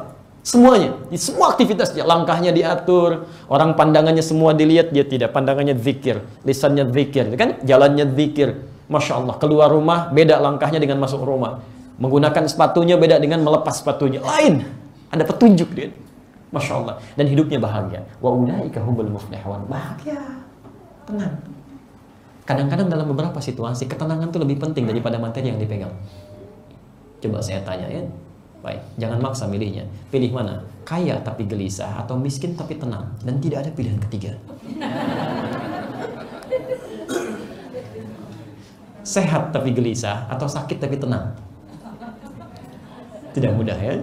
Tidak mudah. Jadi teman-teman sekalian, kebahagiaan itu penting, ketenangan itu penting. Nah, ada orang yang hidupnya mendapat petunjuk dari Allah plus tenang, bahagia. Siapa mereka? Karena ulaika, kalimat ulaika itu selalu terkait dengan kalimat sebelumnya. Perhatikan ayat 2 sampai 4-nya. Ya. Dzalikal kitabu la raiba fi hudal lil muttaqin. Ternyata mereka itu muttaqin. Siapa muttaqin ini? Lihat kalimatnya. Masya Allah. Lihat, belum minta sudah Allah tunjukkan. Biasanya kan Bapak Ibu minta ya, ya Allah, mohon berikan kemudahan pada anak saya, berikan kemudahan pada pekerjaan saya, berikan kemudahan pada rumah tangga saya. Kalau ala hudan tuh nggak minta sudah turun kemudahannya. Siapa mereka itu? Lihat ayat 3-nya. Alladzina yu'minuna bil ghaib. Tidak disebutkan seorang beriman. Syarat iman pertama kali apa? Baik, seseorang dikatakan beriman, syarat pertamanya, rukun iman itu apa? Rukun iman syarat pertamanya? Beriman pada siapa? Allah. Ketika Anda beriman kepada Allah, kalimat apa yang diucapkan? Asyhadu an la ilaha illallah. Ketika kalimat iman, maaf, perhatikan kalimatnya, disebutkan dalam Quran, kemudian ditafsirkan di ayat lain dan di hadis-hadis kalimat ini menunjukkan kepada Allah. Lihat sekarang, ketika disebutkan nama Allah di sini dengan fungsi iman, setelah itu yang muncul kalimat ibadah. Alladzina yu'minuna bil ghaib, iman, setelah itu apa? Wa yuqimunas shalah wa mimma razaqnahum yunfiqun. Saya bahas satu saja karena keterbatasan waktu kita. Saya bahas satu saja sebagai contoh. Perhatikan, setelah ada kalimat iman yang dimaksudkan Allah, kan itu disebut bil ghaib di sini, muncul kalimat ibadah. Wa yuqimunas shalah. Sekarang cek ya. Kata salat di sini digabungkan dengan kata yuqimun, dikaitkan dengan doa. Nanti saya berikan contoh-contoh di Qur'annya langsung supaya bisa lebih jelas lagi. As-salat. Supaya lebih nampak insyaallah. Bismillah. Terlihat insyaallah? Apa yang terlihat? Saya belum tulis apa-apa ya. Baik. Anda makan apa ya sampai bisa melihat yang belum terlihat? Luar biasa. Bismillah. Salat. Mesti seperti ini. Ya, kalau tidak seperti ini, ada yang perlu diperbaiki dalam tulisannya. Ya, karena Rasam Usmani pasti seperti ini. Baik ya. Kalimat salat ada yang seperti ini, ada yang seperti ini, ada yang seperti ini. Kalau seperti ini bentuk tunggal. Satu. Jelas ya? Baik. Kalau seperti ini, bentuk jama'.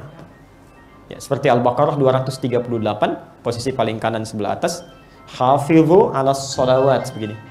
Ya, jelas di sini? Baik. Ini bentuk tunggal, ini jama'.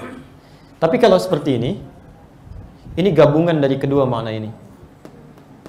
Saya ulang. Ini tunggal, ini apa?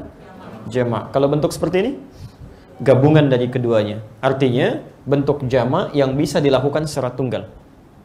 Ya, bentuk jama' yang bisa dikerjakan secara tunggal.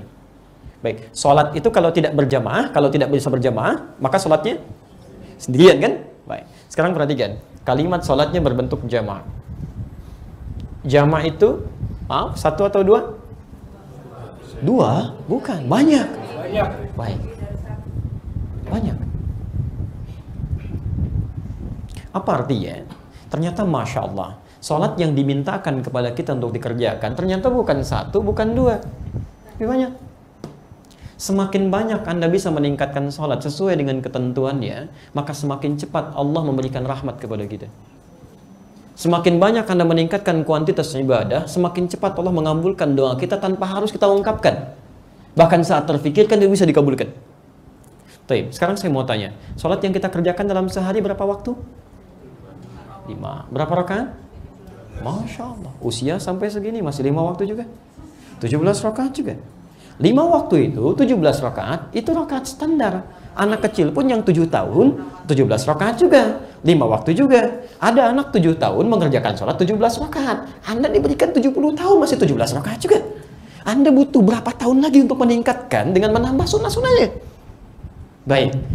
Yang standar berapa rakaat tadi? Tahu dari mana? Quran surah ke-17 ayat ke-78. Ini semua harus dijaga. Di Quran surah kedua ayat 238. Waktu spesifiknya di Quran surah ke-11 ayat ke-114. Ini yang 5 waktu. Makanya saya tuliskan supaya bisa dilihat ya. Baik. Bismillah. 1. Quran surah ke-17 ayat ke-78. Ini yang standar. Kedua, Quran surah kedua ayat 238. Ini perintah untuk menjaganya supaya tidak ditinggalkan. Kapan waktu ditunaikannya? Itu ada di Quran surah ke-11 Hud ayat 114. Nah, sekarang fokus bersama kami, Bapak Ibu sekalian. Maaf, ini baru standar. Jadi kalau Anda baru mengerjakan yang standar kemudian berdoa kepada Allah, jangankan Anda, yang lain pun melakukan yang sama. Anda sholat maghrib 3 rakaat, Masya Allah, habis maghrib Anda berdoa, ya Allah mudahkan urusanku. Kata Allah, bukan kamu aja, yang lain juga sholat maghrib doanya sama. Masya Allah. Jadi ketika Anda meminta lebih, Anda harus tingkatkan lebih dari amal yang lain. Ya tingkatkan. Semakin Anda tingkatkan amalannya, maka Allah percepat pengabulannya, sekalipun Anda tidak mohonkan itu. Jelas kalimatnya? Baik, maka coba hadirkan tambahan dari yang standar, dalam bahasa agama disebut dengan sunnah namanya. Jelas ya? Jadi ada yang wajib, ada yang sunnah. Maka rumusnya ketika Allah menyebutkan kalimat salat dengan kata banyak, keluarkan tambahan-tambahan sunnahnya. Ada apa saja? Rawatib. Berapa rakaat? Tahu dari mana? Baik. Dari At-Tirmidzi nomor hadis 586 dari Ummu Habibah gitu kan. Beliau menyampaikan qala Rasulullah sallallahu alaihi wasallam, "Man shalla 12 raka'atan." Siapa yang salat 12 rakaat fi yaumin wa lailatin, mengiringi salat fardunya siang dengan malamnya. Apa saja itu? Arba'an qabla dhuhri, 4 rakaat sebelum zuhur. Baik, raka'ataini ba'daha, 2 rakaat setelahnya 6, raka'ataini ba'dal maghrib, 2 rakaat setelah maghrib 8, raka'ataini ba'dal isya, 2 rakaat setelah isya 10, raka'ataini qabla subhi, 2 rakaat sebelum subuh. Berapa jadinya? 12. Sekarang, maaf, saya mau zuhur nih. Berapa rakaat tadi? Qabliyahnya? 4 rakaat. Waktunya tinggal 2 menit. Berapa yang saya kerjakan? Tahu dari mana? Baik, Al-Bukhari nomor hadis 812. Jadi kalau Anda tidak mendapatkan 4 rakaatnya, ya bisa tinggal 2 menit. Anda jangan paksakan buru-buru. Oh berarti 4 rakaat bagi 2 nih, semenit-semenit kan? Ibadah Anda nggak akan maksimal kan? Allahu Akbar, Allahu Akbar. Maka ambil rumus di Al-Bukhari nomor hadis 812 itu dari Ibnu Umar. Kata beliau, hafidhtu min Rasulillah sallallahu alaihi wasallam 10 rakaat. Saya hafal petunjuk dari Rasulullah SAW 10 rakaat. 10 rakaat ini raka'ataini qabla dhuhri, 2 rakaat sebelum zuhur. Kenapa ada 2 hadis ini? Maksudnya yang satu disampaikan dalam keadaan yang tenang, waktunya masih luang, satu lagi dalam keadaan yang tidak mencukupkan bagi kita menunaikan 4 rakaat. Jelas ya? Baik. Baik. Ayo 12 rakaat rawatibnya. Ada tahajudnya malamnya. Masya Allah, Nabi, Rasul, orang paling bahagia di muka bumi, paling takwa, dekat dengan Allah, pemimpin tertinggi, Masya Allah, gitu kan, panglima, ya khalifah terbesar, presiden juga, Masya Allah, masih menunaikan tahajud sampai kakinya bengkak-bengkak. Rakaat pertama. Rakaat pertama. Ingat, bengkak kaki itu bukan setelah selesai, rakaat yang pertama. Ya, Sayyidah Aisyah ketika bergeser tangannya mendapati Rasulullah SAW sedang salat khusyuk luar biasa. Begitu dilihat kakinya bengkak. Ya, dengan syahdunya ketika Nabi SAW katakan, ya Rasulullah lima hakada, ya Rasulullah kenapa mesti seperti ini sampai kakinya bengkak? Alam takun maksuman, bukankah engkau dijaga dari berbuat salah? Alam takun bermulan, bukankah engkau dijamin masuk surga? Dijamin, kalimat dijamin masuk surga. Apa jawab Nabi? Ringan saja mengatakan, afala akunu amdan syakura. Apa enggak boleh aku mensyukuri semua nikmat itu? Menjadi hamba yang bersyukur. Rasul masih tahajud sampai kakinya bengkak. Rakaat pertama, Anda bukan Nabi, bukan Rasul, surga belum jelas, amalan berantakan, bisa menegangkan. Jangankan sholat sunnah, sholat wajibnya masih tertinggal. Cita-cita masuk surga, pengennya dengan Nabi lagi kan, Masya Allah. Amalnya ada di mana gitu kan? Ini jadi masalah di sini dia. Teman-teman sekalian, ini tidak mudah ya, tidak mudah gitu. Tapi makanya kita harus tingkatkan, maksimalkan, kan? Pernah Hudzaifah Al-Yamani dengan Abdullah bin Mas'ud ingin meniru itu, ingin bermakmum di belakang Nabi. Kenapa sampai luar biasa katanya, lama berdirinya. Pengen tahu apa yang dibaca. Kata Sayyidah Aisyah, la tas'alan hasnihinna wa tulihinna. Enggak usah ditanya bagaimana bagusnya dan panjangnya bacaannya. Begitu satu kali pernah ikut di belakang Nabi, Masya Allah, rakaat pertama itu kenapa sampai bengkak? Al-Baqarah 100 ayat. Belum selesai, jangan dulu bergeleng. Ternyata belum rukuk, dikira rukuk, diteruskan sampai ke Ali Imran. Al-Baqarah itu 286 ayat. Ali Imran 200 ayat. Dikira akan rukuk sampai ke An-Nisa 176 ayat. Baru di situ kemudian beliau rukuk 5 juz 4 halaman. Nabi Rasul, surganya jelas 5 juz 4 halaman. Rakaat pertamanya sampai bengkak kakinya. Besoknya Abdullah bin Mas'ud dan Hudzaifah Al-Yamani tidak ikutan lagi. Bukan karena capek, bukan. Kata Abdullah bin Mas'ud, saya selalu menduga kapan Nabi rukunya. Kayaknya sekarang. Bukan. Kayaknya sekarang. Tidak jadi. Saya khawatir tidak khusyuk pada diri saya, kata beliau. Ya. Sahabat biasa, lama biasa. Gitu. Cuma menduga kapan Nabi akan rukunya. Di poinnya teman-teman sekalian, Nabi saja itu menambah ibadah. Masa kita yang bukan Nabi enggak? Dan apa poin di balik ini? Ketika Anda bisa meningkatkan ibadah, perhatikan. Semua Nabi dan Rasul orang-orang soleh yang disebutkan di Quran, itu Masya Allah, ketika punya persoalan, mereka meningkatkan ibadahnya. Ya. Sekarang saya kasih satu contoh saja. Nabi Zakaria. Ya. Tadi saya kasih uraian sholat kan ya? Maka contohnya pun mesti sholat lagi ya. Saya ambil sholat. Itu Nabi pun sholat. Nabi sholat, ingat. Sebelum kita dan Nabi Muhammad SAW diutus, Nabi sebelumnya semua sudah sholat. Ingat ya? Nabi Musa sholat, Al-Baqarah 43. Nabi Isa sholat, Maryam ayat 31. Kan? Kemudian Nabi Zakaria sholat. Ya? Quran surah 3 ayat 38, Ali Imran ayat 38 sampai 39. Saya berikan situasinya dengan singkat saja. Beliau berumah tangga, qadarullah, setelah puluhan tahun. Dengan situasi tidak biasa, rambutnya sudah memutih, fisiknya begitu letih. Qadarullah belum dikaruniai keturunan. Terus istrinya, maafkan saya para ibu sekalian, istrinya divonis secara medis itu monofos dan mandul. Jadi secara klinis sudah tidak mungkin dapat keturunan. Yang paling menarik, Nabi Zakaria nggak mengeluh. Lihat ayatnya. Ya, Anda bisa lihat di Quran surah 19 dulu misalnya kan, dari ayat ketiganya, ayat ketiganya. Masya Allah. Kaf ha ya ain sad dzikru rahmati rabbika 'abdahu Zakaria. Lihat, idnala rabbahu nidaan khafiyya. Ketika beliau menyeru Tuhannya, kepada Allah memohon. Ayat keempatnya, qala rabbi inni wahanal 'azmu minni washta'ala ra'su syaiba wa lam akum bidu'aika rabbi syaqiyya. Ya Allah, saya menerima ketentuanmu sampai saat ini, hingga rambutku memutih, fisikku begitu letih, tapi saya tidak pernah putus bermohon kepadamu. Saya tidak mengeluh, ya Allah. Nabi, Rasul, dekat dengan Allah, orang paling takwa, diuji puluhan tahun tidak mengeluh. Anda bukan Nabi, bukan Rasul. Kenapa baru beberapa menit mengalami ujian sudah mengeluh? Ya Allah, mengapa saya? Ya memang kamu. Kamu yang sanggup, yang lain tidak, gitu kan? La yukallifullahu nafsan illa wus'aha. Tapi yang paling menarik, ketika situasi itu muncul, apa yang dilakukan? Salat. Quran surah ketiga Ali Imran ayat 38 sampai 39. Beliau tunaikan salat, dalam salat yang bermohon kepada Allah. Hunalika da'a Zakaria rabbah, qala rabbi habli min ladunka dzurriyyatan thayyibah innaka sami'ud du'a.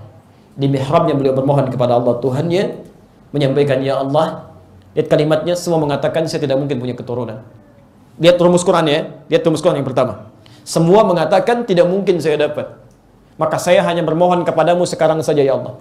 Hanya bermohon kepadamu saja, ya Allah. Hanya Engkau yang dengar doa saya.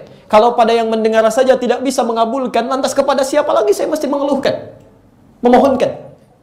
Allahu Akbar. Lihat kalimatnya. Jadi ada rumus di Quran, kalau semua orang sudah mengangkat tangannya, hand up, mereka katakan ini nggak bisa, Bu. Ini nggak mungkin, Pak. Ini kata Quran tanda pertama bahwa Anda diminta segera bermunajat kepada Allah. Tinggalkan makhluk, karena Allah yang langsung memberikan kepada Anda tanpa perantara. Karena itu jangan buang-buang waktu. Ada pekerjaan sulit, semua orang mengatakan tidak, langsung kepada Allah. Itu pertanda itu. Sudah diarahkan. Yang paling menarik ketika bermohon itu, selesai permohonannya, belum selesai salatnya, tiba-tiba turun jawaban. Lihat kalimatnya, ayat 39-nya. Fanadathul malaikatu wa huwa qa'imun yusalli fil mihrab. Yusalli fil mihrab. Annallaha yubashshiruka bi Yahya. Tiba-tiba datang malaikat menyampaikan kepada beliau, sedangkan Nabi Zakaria ini masih berdiri dalam sholatnya. maaf, belum selesai sholatnya. Jadi doanya baru selesai, dalam keadaan berdiri, sholatnya belum tuntas diselesaikan. Masih sholat, tiba-tiba turun jawaban. Allah kasih kabar gembira, Anda akan punya anak, namanya langsung dari Allah Yahya. Hidup. Yang mustahil menurut manusia, lahir dari rahim seorang perempuan yang monofos dan mandul, kata Allah, tidak ada yang mustahil. Jadi dan hidup dia. Teman-teman sekalian, Nabi Zakaria sholat dulu, berdoa baru dikabulkan. Kita umatnya Nabi Muhammad sallallahu alaihi wasallam sebelum sholat ditunggu oleh Allah. Mau minta apa? Lihat kalimatnya Al-Baqarah ayat ke-45. Ya, posisi paling kanan sebelah bawah. Wasta'inu bis-sabri was-salah. Wasta'inu, jika Anda punya persoalan dalam hidup, terima dengan sabar, mohonkan kepadaku saat sholat. Masya Allah. Kalimatnya wasta'inu. Ini kalimat perintah. Kalau kalimat wasta'inu dirubah ke dalam bentuk permohonan, maka berubah kalimatnya menjadi nasta'in. Nasta'in. Ya. Saya mau tanya, pernahkah kita membaca kalimat nasta'in saat sholat? Baik. Dibaca saat ruku atau sujud? Berdiri. Bukan ruku, bukan sujud, berdiri kan? Nabi Zakaria memohon saat berdiri. Kita diperintahkan sholat. Saat berdiri kita ucapkan, Iyyaka na'budu wa perhatikan. Iyyaka na'budu. Ya Allah, sekarang kami hanya beribadah kepadamu. Ingat, fungsi Allah di sini terkait dengan ibadah. Di situ dicontohkan sholat, kan? Ya Allah, sekarang kami ibadah hanya kepadamu, ya Allah. Wa iyyaka nasta'in, dan sekarang kami punya persoalan dalam hidup. Kami mohonkan solusi hanya kepadamu. Ketika Anda mengucapkan kalimat itu, hadis qudsi di Abu Daud nomor hadis 649. Abu Daud itu ada 4.800 hadis, 15 hadis qudsi, posisi nomor kedua hadis qudsi nomor 649 dari Abu Hurairah. Saya bacakan ke ujung hadisnya, saya tutup di sini. Lihat kalimatnya. Idza qala al-'abdu, kalau seorang hamba sedang salat, lantas dia mengucapkan kalimat Iyyaka na'budu wa iyyaka nasta'in. Ya Allah, sekarang kami ibadah hanya untukmu dan sekarang kami bermohon solusi hanya kepadamu. Lihat jawabannya. Qala Allah azza wa jalla. Maka kalimat itu dijawab oleh Allah Subhanahu wa taala, hadza baini wa baina 'abdi. Ini perjanjian antara aku dengan hambaku. Ini perjanjian dan Allah tidak mungkin mengingkari janjinya. Quran surah 3 ayat 9, innallaha la yukhliful mi'ad. Tidak mungkin. Ini perjanjian antara aku dengan hambaku. Wali 'abdi, dan untuk hambaku kalau benar sholatnya, masalah, apapun yang dia minta sekarang, aku akan kabulkan. Apapun yang dia minta sekarang, aku akan kabulkan. Jadi kalau ibadah kita benar, Anda Masya Allah, nggak bermohon pun, Allah berikan kemudahan. Ulaika ala hudan. Jadi kalau Anda bermohon kepada Allah masih lambat, ibadah Anda belum benar. Ada yang nggak sempurna gitu kan. Ada yang sering sholatnya rajin, banyak ditingkatkan. Cuma mohon maaf, kalimat sholat di Al-Baqarah itu dimulai dengan yuqimun wa yuqimunas shalah. Dan setiap kalimat sholat di Quran umumnya menggunakan kata aqim. Wa aqimus shalah, aqimis shalah, yuqimunas shalah. Artinya sempurna. Jadi kalau ada orang sholat, banyak sholatnya, masih belum terijabah doanya, barangkali sholatnya belum sempurna. Karena itulah Nabi sangat ketat dalam perihal sholat. Bahkan pernah ada seorang sahabat ketika sholat di samping Nabi, itu diminta diulang oleh Nabi. Ulangi. Ya. Baik, jelas di sini? Baik, jadi korelasi positifnya bahwa, doa yang kita mohonkan terkait dengan nama Allah ini akan cepat terkabulkan jika kita menjaga sifat uluhiyahnya. Yang kedua, jika kita tingkatkan sifat ubudiyah kita kepada Allah Subhanahu wa taala. Kalau nanti waktunya masih ada, nanti setelah saya coba jawab 1-2 pertanyaan, nanti saya kisahkan yang lebih hebat lagi langsung dari Quran. Tadi ayatnya sudah Anda tulis, ini Masya Allah, ini bukan sholat dan belum meminta. Bukan dalam keadaan meminta, tapi seketika langsung dikabulkan oleh Allah. Karena satu amalan yang sangat luar biasa. Ya. Nanti kita lihat ya.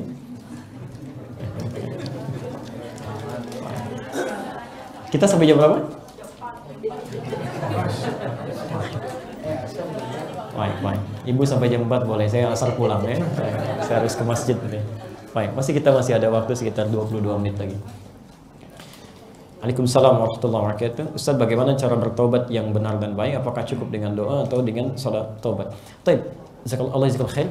Tadi disampaikan cara bertobat, teman-teman sekalian, ada di Quran surah keempat, An-Nisa ayat 17 sampai dengan 18 ya. Allah tegaskan di sini, innamat taubatu 'ala Allahi lil ladzina ya'maluna as-su'a bi jahalatin tsumma yatubuna min qarib. Sungguh tobat yang diterima oleh Allah Subhanahu wa taala adalah dari satu persoalan keburukan yang pernah dikerjakan, tobatnya disegerakan. Jadi satu, ya, sifat tobat itu Ya, pertama di Quran surah keempat ayat ke-17 sampai 18, sifat tobat yang pertama mesti disegerakan, tidak ditunda. Ya, jadi menunda-nunda tobat itu berbahaya. Ya. Yang kedua, ya, kalimat tobat sendiri kemudian diperdalam oleh para ulama memiliki turunan-turunan.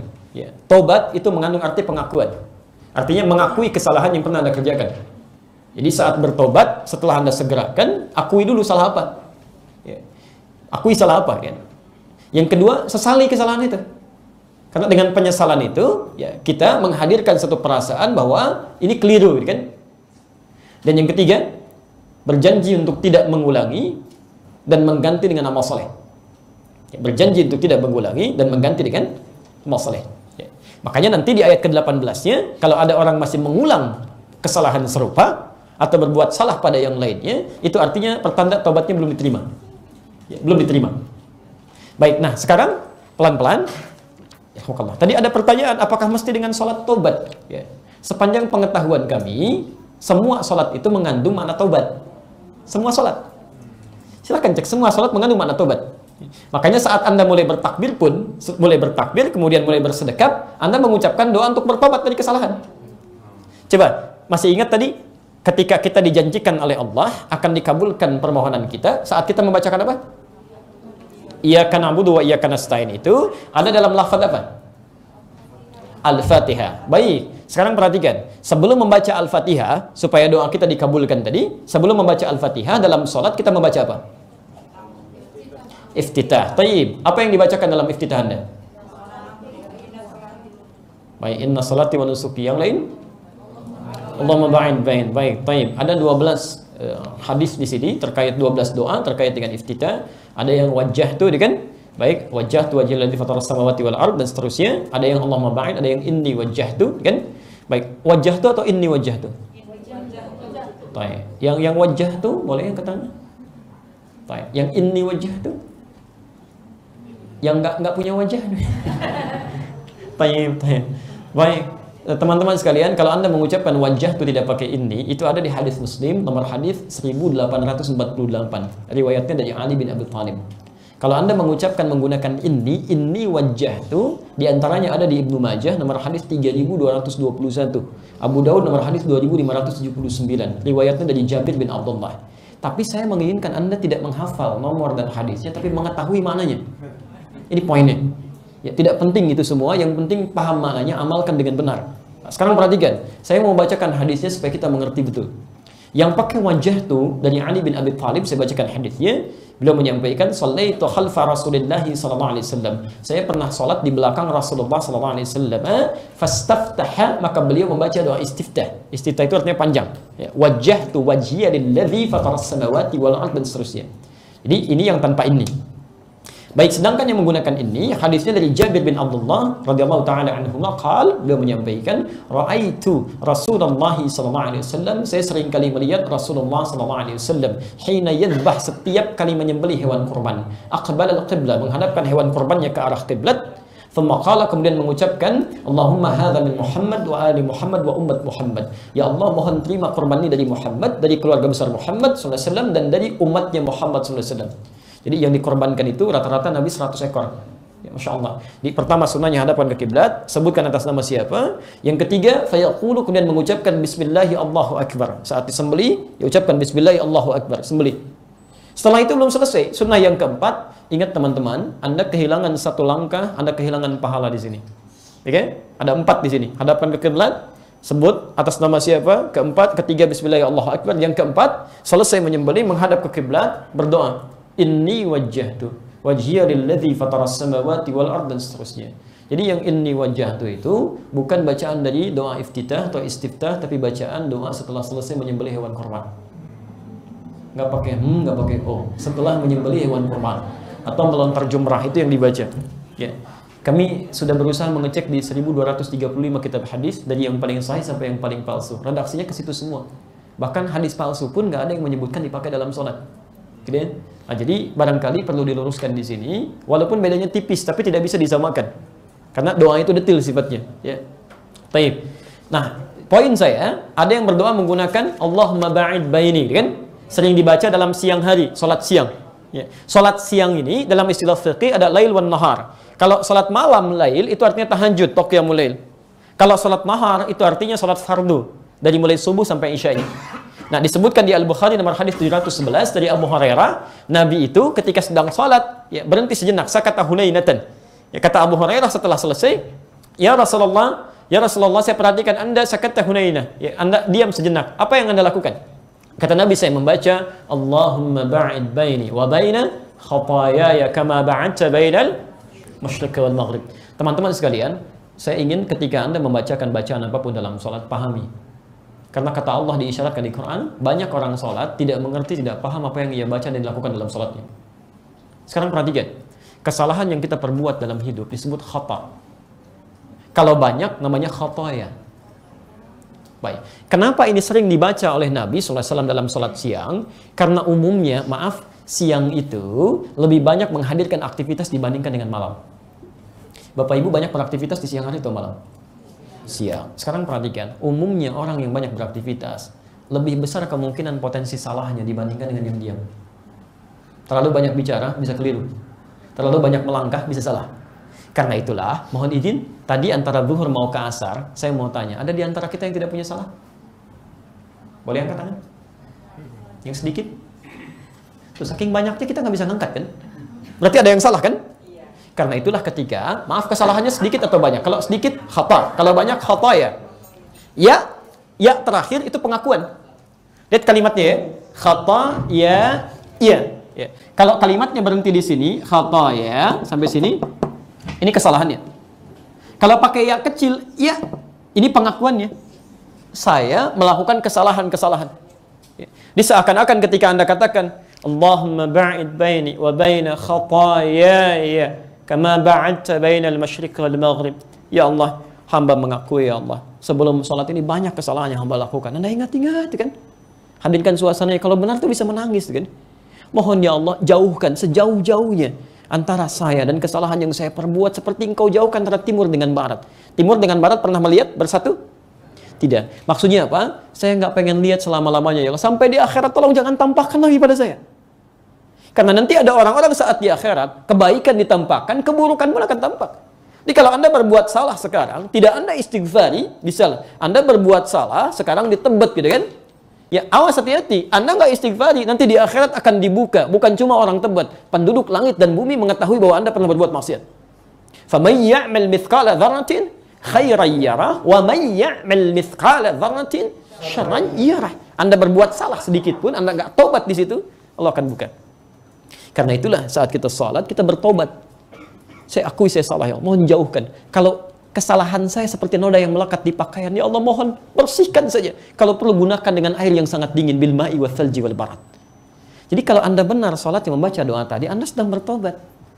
Makanya kami selalu mengistilahkan semua salat itu tobat kalau benar dilakukannya. Jadi ketika istighfar Anda benar, kemudian tobat Anda benar disampaikan, maka Allah tunggu kamu mau minta apa sekarang.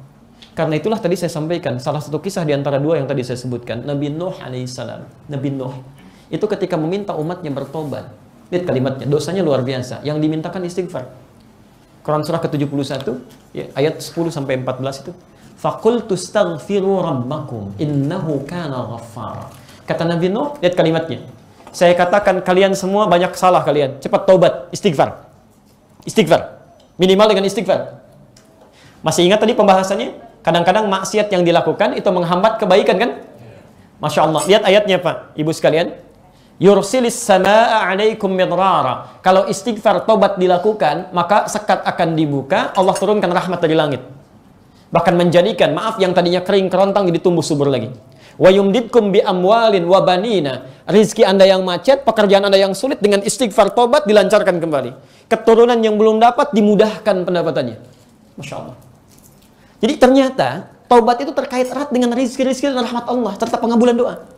Syekh Hasan Al-Basri, ulama saleh luar biasa. Satu kali ditanya oleh 3 orang, Syekh, saya punya persoalan. Ini kebun saya katanya kering, gak pernah tumbuh. Bagaimana solusinya? Kata beliau, akthir istighfar, perbanyak istighfar. Dia pulang. Orang kedua, Syekh, saya bekerja sulit nih. Ya, Masya Allah, sulit mendapatkan rizki. Kesana kemari gak dapat kan? Apa solusinya? Kata beliau, akthir istighfar, perbanyak istighfar. Yang ketiga, Syekh, saya sudah berumah tangga bertahun-tahun belum ada keturunan. Bagaimana solusinya? Kata beliau, aktsir istighfar, perbanyak istighfar.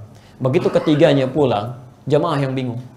Syekh, 3 pertanyaan, thalatha ila ijabah sawiyah. Bagaimana 3 pertanyaan dijawab dengan jawaban yang sama? Kata beliau, ara'aita qawla rabbil alamin, apa Anda tidak memperhatikan firman Allah Subhanahu wa taala di surat Nuh tadi, surah 71 ayat ke-10 sampai dengan ayat ke-14 tadi? Ya, Masya Allah. Faqultu astaghfiru rabbakum innahu kana ghaffar. Maka perbanyak istighfar kepada Allah, Dia Maha Pengampun. Yursilis samaa 'alaikum midrara. Kalau ampunan sudah diberikan, dosa sudah dicabut, maka rahmat diturunkan dari langit. Wa yumdidkum bi amwalin wa banina. Dan harta diperluas, bahkan keturunan diberikan keberkahan oleh Allah Subhanahu wa taala. Jelas di sini? Kalau saran kami, perbaiki ibadah dengan baik, tobat dengan benar. Makanya Nabi sebelum tidur kan istighfar tuh. Coba kalau tidak percaya, nanti mau tidur malam, perbanyak istighfar. 70, 100 kali. Dampaknya ke hati enak, Pak. Nggak percaya silakan. Anda tidur aja seketika dengan tidur istighfar dulu, ya kan? Baca Quran, tidurnya enak, tenang, gitu, nyaman, gitu kan? Ada yang saking tenangnya nggak bangun lagi, gitu kan? Ada yang begitu, karena kita nggak tahu kapan kita bangkit, kan? Tapi minimal dosa kita sudah selesai, tobat kita, nggak ada hubungan lagi dengan yang lain. Makanya ada orang-orang yang saat sebelum tidur, dia selalu bertobat kepada Allah. Dan kata Nabi, surga menanti dia. Itu ada di Musnad Abdul Razzaq, nomor hadis 20.559, di jilid yang ke-11, halaman 187, yang pernah saya sebutkan dulu. Baik. Waalaikumsalam warahmatullahi wabarakatuh. Pak Ustadz, apa yang dimaksud dengan iblis, jin, setan? Adakah dalil tentang nikmat kubur dan siksa kubur? Mohon penjelasannya. Teman-teman sekalian, dalam kajian dulu pernah kami sampaikan hakikat manusia dalam Al-Quran, ya iblis, jin, dan setan. Baik, ketiganya ada kaitan, ada korelasi. Baik, iblis itu asalnya jin, kalangan jin yang menyimpang. Di mana diketahuinya? Di Quran surah ke-18 ayat ke-50, posisi paling kanan di pertengahan. Wa idh qulna lil malaikati isjudu li adama fasajadu illa iblis kana minal jinni fafasaqa an amri rabbih. Baik, ketika kami firmankan kalian semua malaikat kalangan jin sujud hormat pada Adam, semua sujud kecuali iblis. Siapa iblis itu? Kata Allah, kana minal jinni, dia termasuk kalangan jin, tapi bukan jin biasa. Fafasaqa an amri rabbih, jin yang menyimpang. Ya, penyimpangan dari tuntunan agama disebut dengan fasaq. Orangnya disebut dengan fasik. Ya, pernah dengar orang fasik? Fasik itu yang keluar dari ketentuan agama. Jelas ya? Tayyib, maka jin menyimpang ini disebut dengan iblis. Ya. Kenapa dia menyimpang? Karena ada perasaan sombong dalam dirinya. Quran surah ke-7 ayat ke-12. Ya, ma mana'aka alla tasjuda id amartuk. Hei, kenapa kamu tidak mau sujud ketika saya perintahkan? Kata Allah, bukan sujudnya yang penting, tapi saya perintahkan. Saya ingin lihat kamu taat tidak pada saya. Ya. Di saat kita sholatnya, saat sholat kita tunaikan pun, Allah nggak butuh dengan sholat kita. Tidak butuh. Semuka bumi tidak sholat, tidak akan menurunkan status Allah sebagai Tuhan. Yang butuh kita sebagai ujian ketaatan plus untuk mendapatkan rahmat dari Allah Subhanahu wa taala. Di balik salat ada kebutuhan yang kita mohonkan tadi. Nah, kenapa dia tidak mau salat? Diteruskan ayatnya. Tidak mau sujud kepada Adam. Ana khairum minhu. Saya lebih hebat dibandingkan dengan dia. Khalaqtani min narin wa khalaqtahu min tin. Engkau ciptakan saya dari api, dia dari tanah. Nah, Bapak Ibu sekalian, saat dalam keadaan tadi sifat sombong yang muncul. Sombong itu sifat baik atau buruk? Buruk. Baik, sesuatu yang melapisi kebaikan. Misal, ada sesuatu yang buruk menutup kebaikan. Itu dalam bahasa Arab disebut dengan balasa. Tapi kalau yang baik menutup yang kotor disebut dengan labisa. Lam, ba, sin. Makanya pakaian disebut dengan libas, karena di antara fungsi pakaian ini menutup aurat yang tampak dari diri kita. Ya, hal-hal yang tidak disukai. Jelas ya? Disebut dengan libas. Baik, sebaliknya yang kotor menutup yang baik disebut dengan balasa. Iblis kenapa dinamakan dengan iblis? Karena pada saat itu dia tertutup oleh sifat-sifat keburukan. Jadi kebaikannya ditutup oleh sifat buruk. Sifat sombong tadi. Ya. Baik, makhluk ini kemudian disebut dengan nama baru, namanya apa? Iblis. Sudah menggoda Adam belum? Belum menggoda. Dia baru menyimpang. Makanya ketika dia menyimpang, oleh Allah diklarifikasi, kenapa kamu begitu? Mudah bagi Allah untuk menyimpulkan, kamu sombong, kamu keluar dari sini. Tapi Allah kemudian, bertanya kepada iblis bukan karena tidak tahu, untuk menunjukkan jawaban kepada para malaikat dan jin pada saat itu, mendengar langsung dari lisan mereka. Supaya tidak ada hal untuk dielakkan. Enggak benar ya Allah, saya enggak begitu, gitu kan? Tapi ketika keluar dari lisannya, langsung diketahui. Baik, qala fahbit minha. Keluar kamu dari sini, keluar. Begitu keluar, Adam dan Hawa dimintakan tinggal di surga. Quran surah kedua Al-Baqarah ayat 35. Di situ iblis minta izin untuk menggoda. Saat menggoda Adam itulah namanya berubah menjadi setan. Quran surah kedua Al-Baqarah ayat 36. Posisi paling kiri di pertengahan. Fa'azallahuma syaitanu anha. Begitu mulai menggoda Adam, maka namanya disebut dengan setan. Jadi setan itu sifatnya, bukan makhluknya. Ya, dari kata syaitana yang menjauhkan. Awas, sesuatu yang menjauhkan dari kebaikan kepada Allah itu namanya syaitana, sifatnya syaitan. Jadi setiap sifat apapun bisa melekat kepada iblis, yang tak nampak jin bisa melekat pada manusia. Di sama manusia pun ketika menjauhkan orang lain misalnya dari ketaatan kepada Allah, saat yang bersamaan dia sedang disifati dengan sifat setan. Karena itu ketika Anda memohon kepada Allah supaya dilindungi dari sifat setan, lihat kalimatnya. Ini paling dihafal oleh kita. Qul a'udzu birabbin nas, malikin nas, ilahin nas, min syarril waswasil alladzi yuwaswisu fi, ujung ayatnya, minal wan, siapa nas di situ? Manusia. Karena manusia pun bisa memiliki sifat-sifat yang menjauhkan orang lain dari ketaatan kepada Allah. Mau kemana kamu? Mau sholat. Sholat nomor 2. Nomor 1 kita makan dulu. Jika sifat itu sudah ada, itu tandanya ada sifat setan yang melekat pada diri. Jelas ya? Baik, Masya Allah. Bapak sedang mau tahajud. Tiba-tiba ada misalnya informasi di TV. Bolanya pertandingan sekarang. Masya Allah. Apa itu? Saya nggak hafal tuh. Barcelona ketemu Manchester City misalnya gitu kan. Masya Allah. Begitu Anda mau sholat, TV mengajak Anda nonton. Berarti TV saat itu sedang menjadi setan.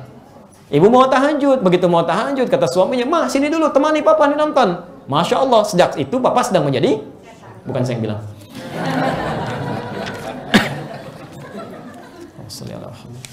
Nikmat kubur ada, siksa kubur ada. Itu banyak di Quran. Di antaranya yang nikmat ada di Quran surah ketiga ayat 169 sampai 171. Silakan langsung Anda lihat di sana, bisa Anda maksimalkan.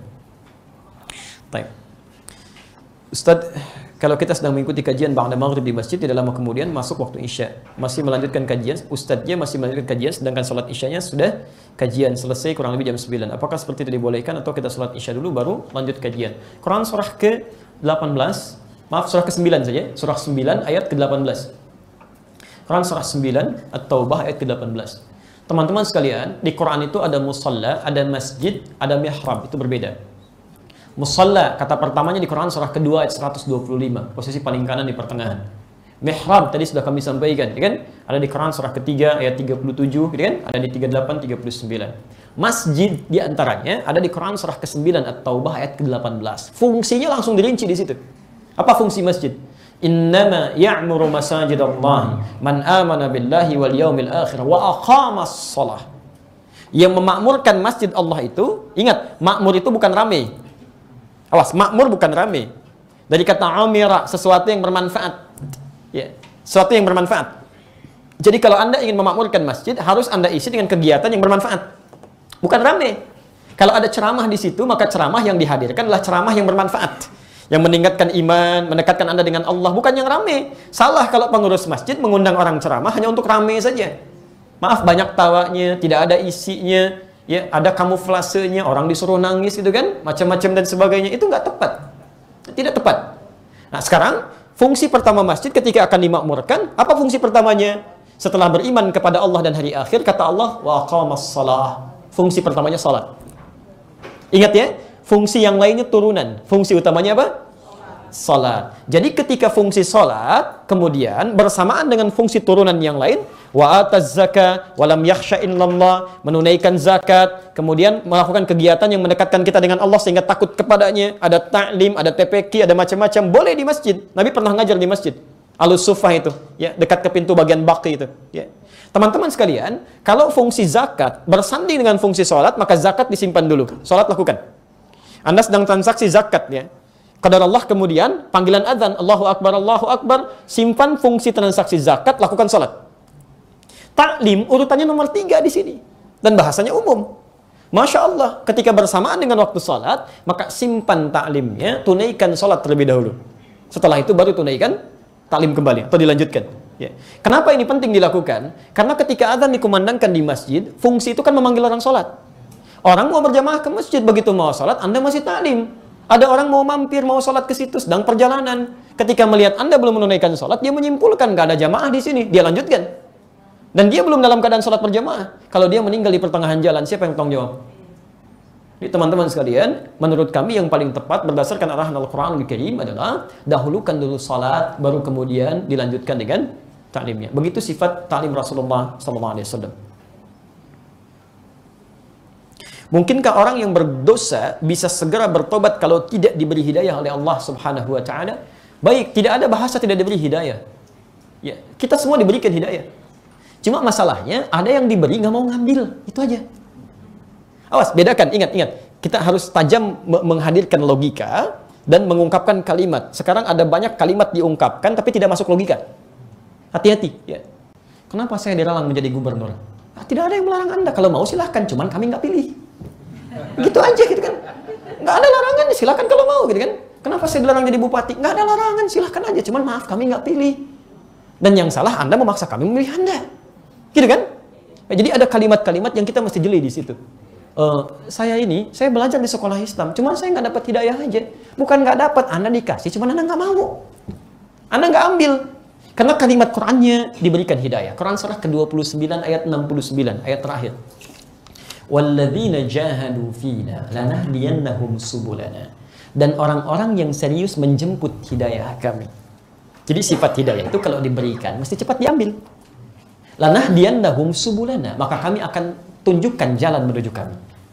Jadi ayat ini ingin menegaskan tidak ada manusia yang tidak diberikan hidayah. Dapat. Ada yang lewat telinga. Coba lihat kalimat lewat telinga. Allahu Akbar, Allahu Akbar.